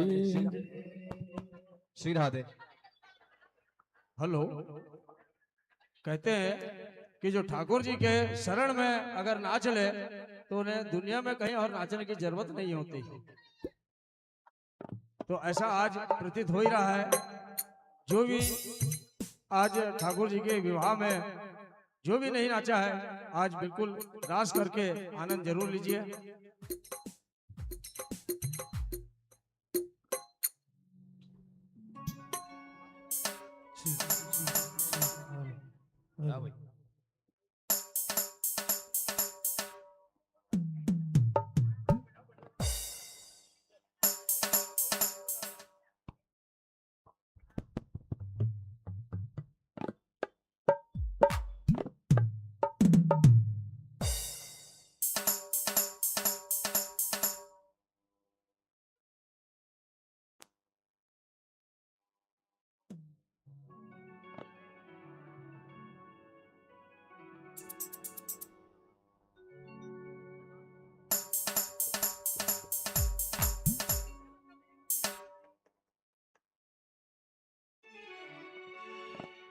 मतलब की इस दुनिया से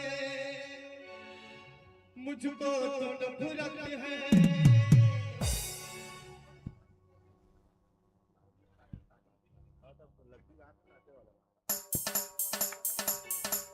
ओ सामने मुझे तेरी जरूरत।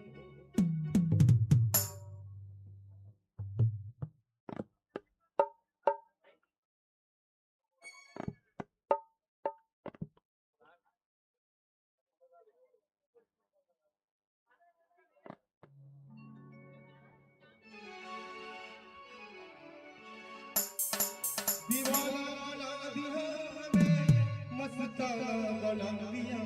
जय हो। दीवाना बना दिया हमें, मस्ताना बना दिया। बनवारी तेरे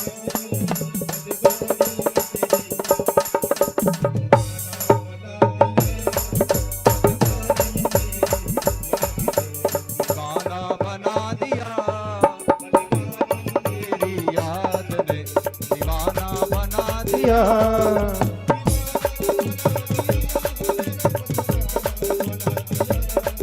दीवाना बना दिया हमें, मस्ताना बना दिया।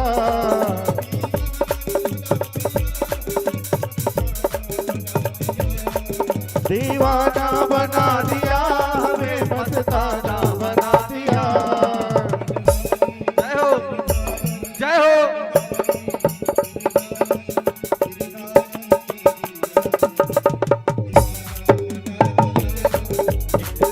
छत्तीसगढ़ सुंदर गुजराती समाज के हमारे प्रदेश अध्यक्ष और महासचिव भी यहाँ पर पधारे हैं। उनसे निवेदन करूंगा कि कृपया वे व्यासपीठ के पास में आए।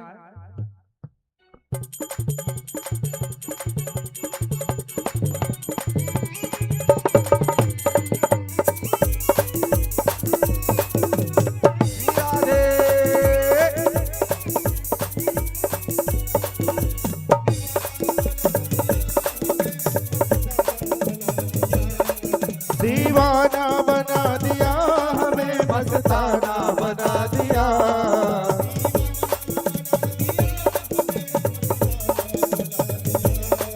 दीवाना बना दिया हमें, मस्ताना बना दिया। जय हो, जय हो।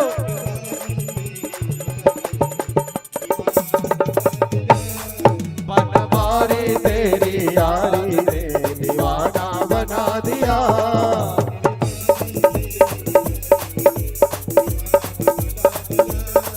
गिरधारी तेरी यारी ने, दीवाना बधाई हो। बना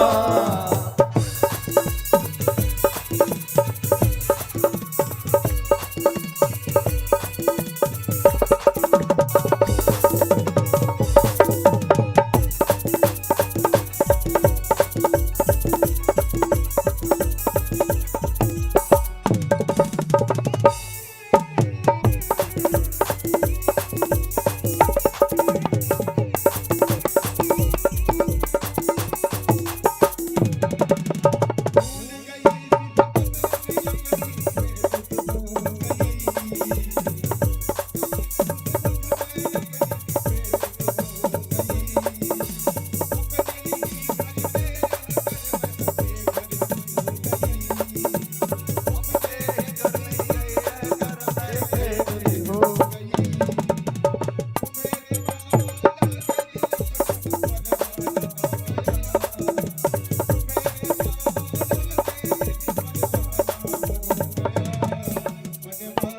जय हो, जय हो।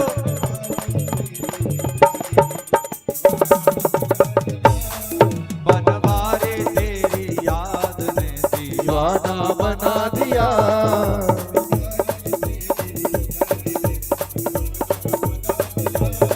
गिरधारी तेरी यारी ने, दीवाना बना दिया।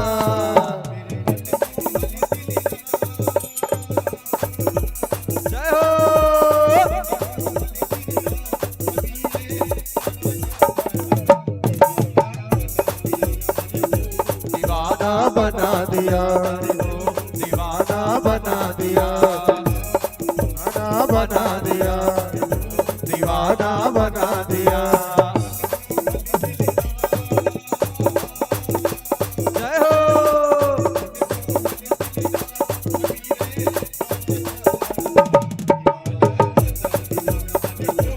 दीवाना बना दिया, दीवाना बना दिया। श्री राधे।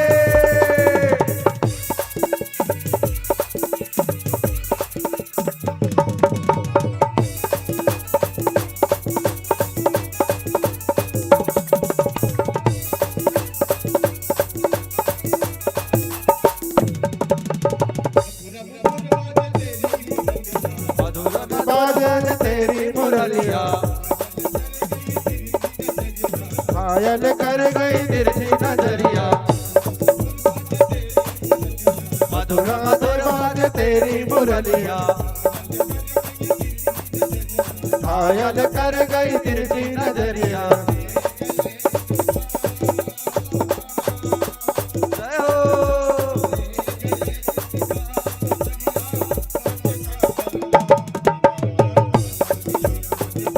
दीवाना बना दिया, दीवाना बना दिया। जय हो।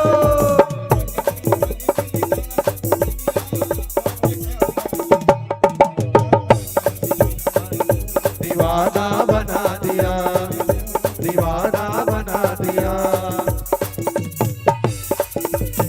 श्री राधे।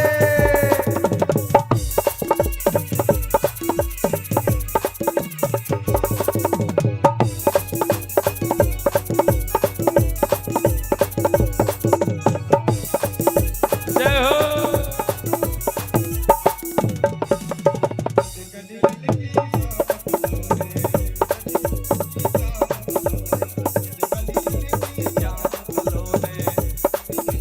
सावन वाले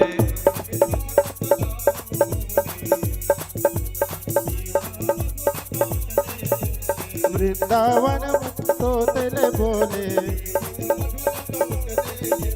वृंदावन मत तोतले बोले। जय हो।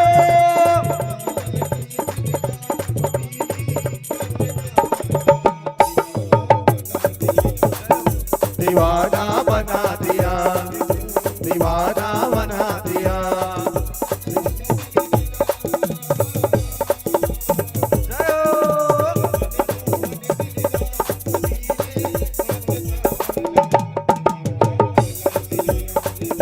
दीवाना बना दिया, दीवाना बना दिया, दीवाना बना दिया। जय हो। यार है, यार है।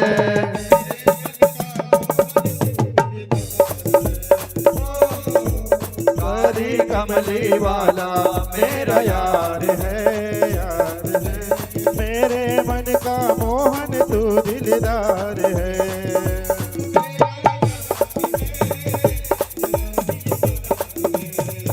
तू मेरा यार है, मेरा दिलदार है।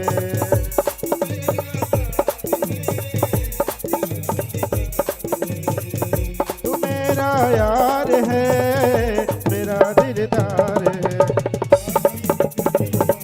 श्री राधे। यार है,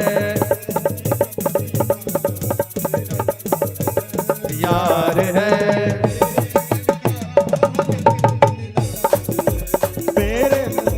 काली कमली वाला मेरा यार है, यार है। मेरे मन का मोहन तू दिलदार है।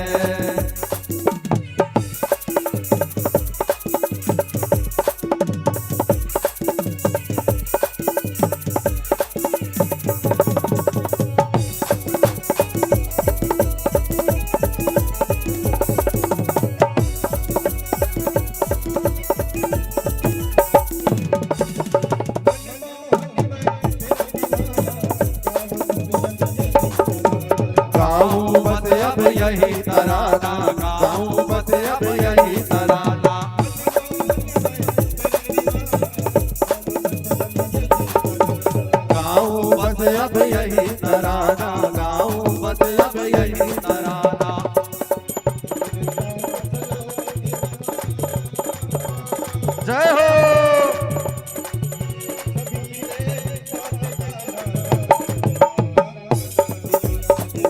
दीवाना बना दिया, दीवाना बना दिया।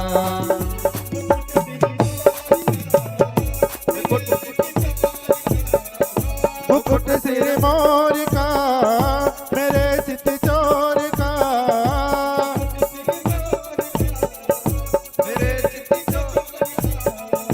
मुकुट सिर मोर का, मेरे चित चोर का।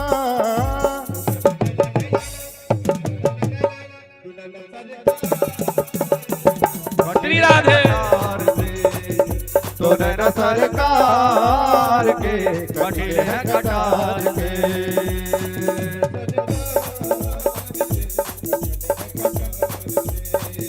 तो नैना सरकार के कटिल है कटार के।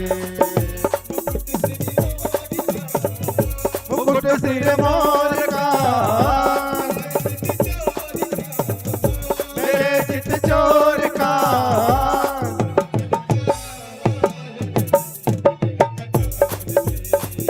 तो नैना सरकार के कटिले कटार के।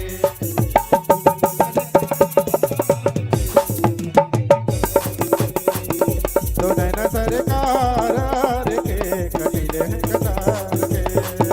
तो नैना सरकार के कटिले। बोल भाग्य बिहारी लाल की जय हो।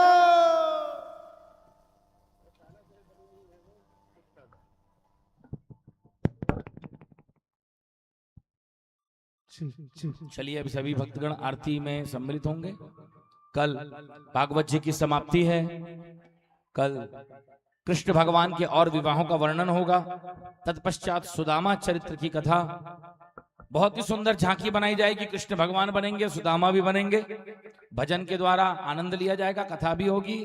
और उसके पश्चात 9 योगीश्वरों का वर्णन, भागवत धर्म का वर्णन, 24 गुरुओं की कथा का वर्णन, अंत में परीक्षित जी का मोक्ष, भागवत धर्म का निरूपण, सुखदेव जी का गमन और गोलोक धाम की प्राप्ति सुखदेव राजा परीक्षित को होगी, उसका वर्णन होगा। परीक्षित मोक्ष अंतिम चढ़ोतरी कल होगी। भागवत जी की कल समाप्ति, परसों सवेरे हवन, गीता प्रवचन, तुलसी वर्षा। अभी सभी भक्तगण आइए आरती में आरती के सम्मिलित लिए हों। और यहाँ बहुत पर ही सब लोग सुंदर आएंगे। हमारे सामूहिक पोथी में जो जिनकी जिनकी पोथी है वो अपनी अपनी पोथियों के लिए आरती करेंगे भागवत जी की, और बाकी लोग यहाँ पर आरती करेंगे। लेकिन आप लोगों से हाथ जोड़कर मेरा नम्र निवेदन है कि कृपया सामने जो 3 थाली रहती है उसको छोड़ के पीछे जो थाली रहती है उसमें आरती का लाभ लीजिए। सामने वाली थाली को डिस्टर्ब मत कीजिए प्लीज। आप लोगों के लिए अलग से आरती की व्यवस्था की गई है, रखी गई है, आप उसमें आरती कीजिए। सामने की जो आरती 3 थाली है उसे कृपया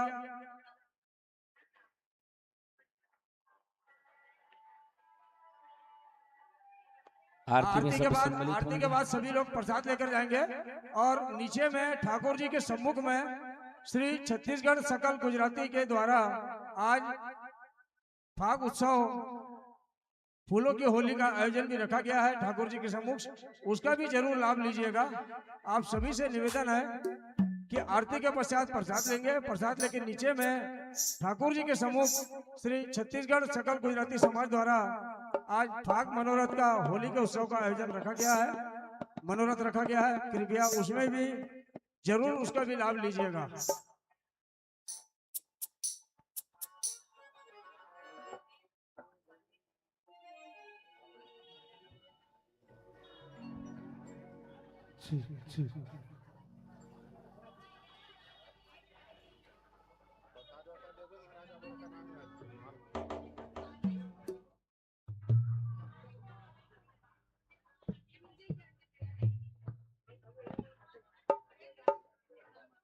आशीर्वाद आशीर्वाद प्रसाद लेंगे, प्रसाद लेके जाना।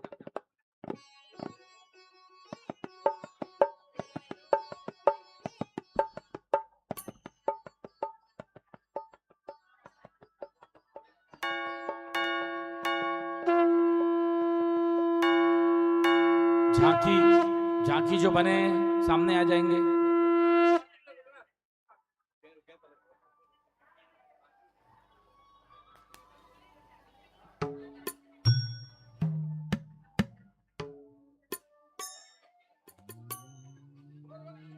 श्री भागवत भगवान की जय। चंद्रमा मनस चक्षु सूर्यो अजायत श्रोत्राद् वायुश्च प्राणश्च राजायत।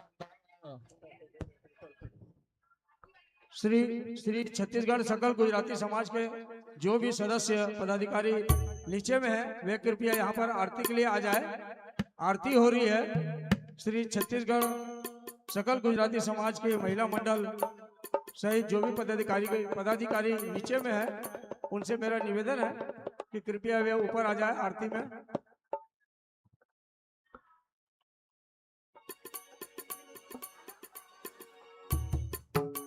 जय श्री कृष्ण हरे प्रभु जय श्री कृष्ण हरे भक्तन के दुख भक्तन के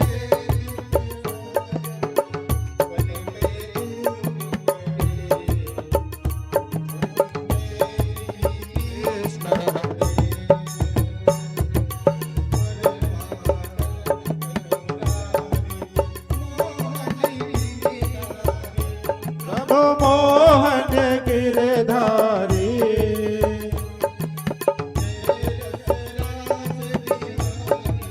जय रस रास बिहारी ओम जय श्री कृष्ण हरे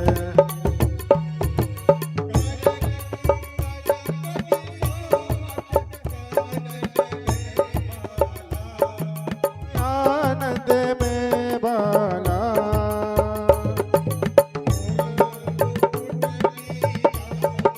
मोर मुकुट पीतांबर ओम जय श्री कृष्ण हरे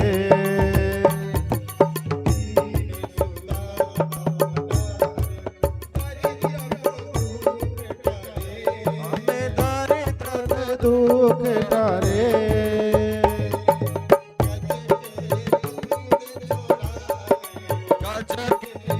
मत जाए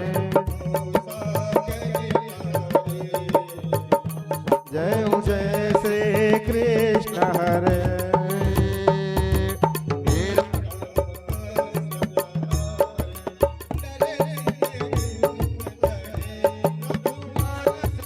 रूप धरे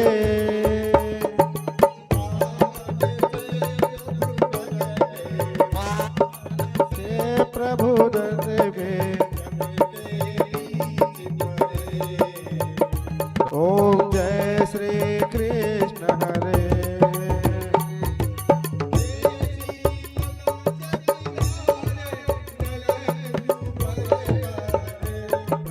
नल कुबर तारे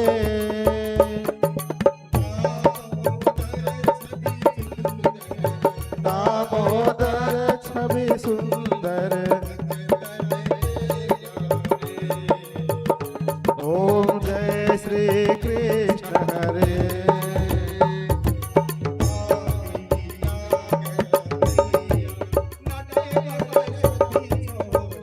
प्रभु नटवर छवि सोहे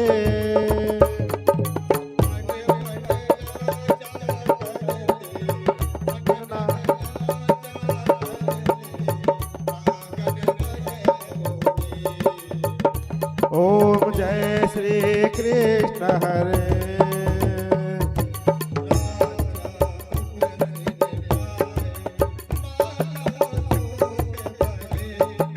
माता सोहे भले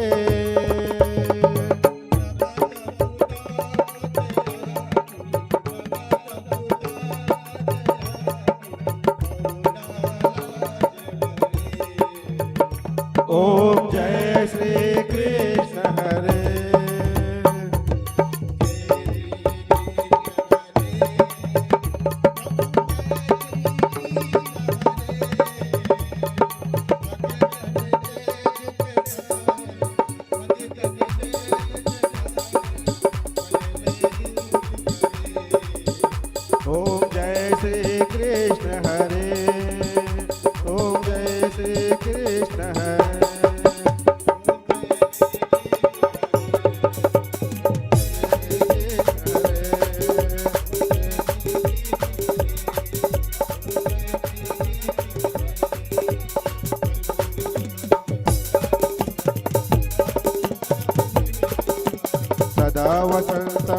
प्यार वृंदे भवं भवानी सहितं नमामि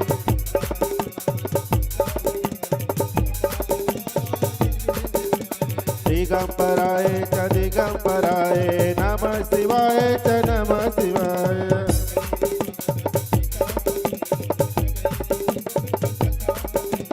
त्वमेव वेद्या द्रविणं त्वमेव सर्वं मम देवदेव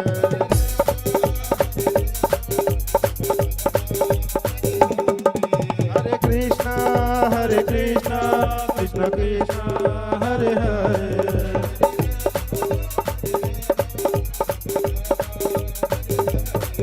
हरे कृष्णा कृष्ण कृष्ण हरे हरे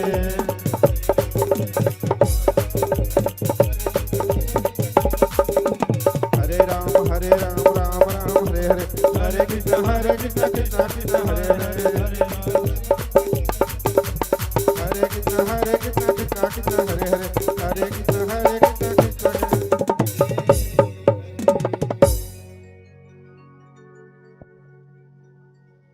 अथ श्रीमंत्र पुष्पांजलि हरि ओम यज्ञेन यज्ञमय जंत देवास्तानि धर्माणि प्रथमान्यासन्नतेह नाकं महिमानः सचन्त यत्र पूर्वे साध्याः सन्ति देवा ओम राजाधिराजाय प्रसह्यसाहिने नमो वयं वैश्रवणाय कुर्महे समे कामान काम कामाय मह्यं कामेश्वरो वैश्रवणो ददातु कुबेराय वैश्रवणाय महाराजाय नमः ओम स्वस्ति साम्राज्यं राज्यं स्वराज्यं वैराज्यं पारमेष्ठयम राज्यं महाराज्यमाधिपत्यमयं समन्तपर्याय सार्वभौम सर्वांशान्तरापरार्धात् पृथिव्ये समुद्र पर्यन्ताया एकराडदि रप्येष श्लोकोऽभिगीतो मरुतः परिवेष्टारो मरुतस्यावसन्गृहे आवीक्षितस्य कामप्रीर् विश्वे देवा सभासद सेवन्ति कामकुलचम्बकपाटलाब्जे पुण्डात्कजाति करवीररसाल पुष्पे बिलव प्रवाल तुलसीदल मंजलिरभि त्वं पूजयामि जगदीश्वर मे प्रसीद त्वमेव माता च पिता त्वमेव बन्धुश्च सखा त्वमेव विद्या द्रविणं त्वमेव सर्वं मम देव नाना सुगंधि पुष्पाणि यथा कालोद्भवानि च पुष्पाञ्जलिर्मया दत्तं गृह्णां परमेश्वर गृह्णां जगदीश्वर अत श्रीमंत्र पुष्पांजलि समर्पयामि प्रेम से कहिए श्रीमद् भागवत महापुराण की जय श्री वृंदावन बिहारी लाल की जय श्री राधा रानी सरकार की जय श्री वेदव्यास भगवान की जय श्री सूकदेव महाराज की जय भागवत स्वरूप श्री स्वामी जी महाराज की जय सत्य सनातन धर्म की जय जय जय श्री राधे जय जय श्री राधे जय जय श्री राधे श्याम विजय भव विजय भव विजय भव।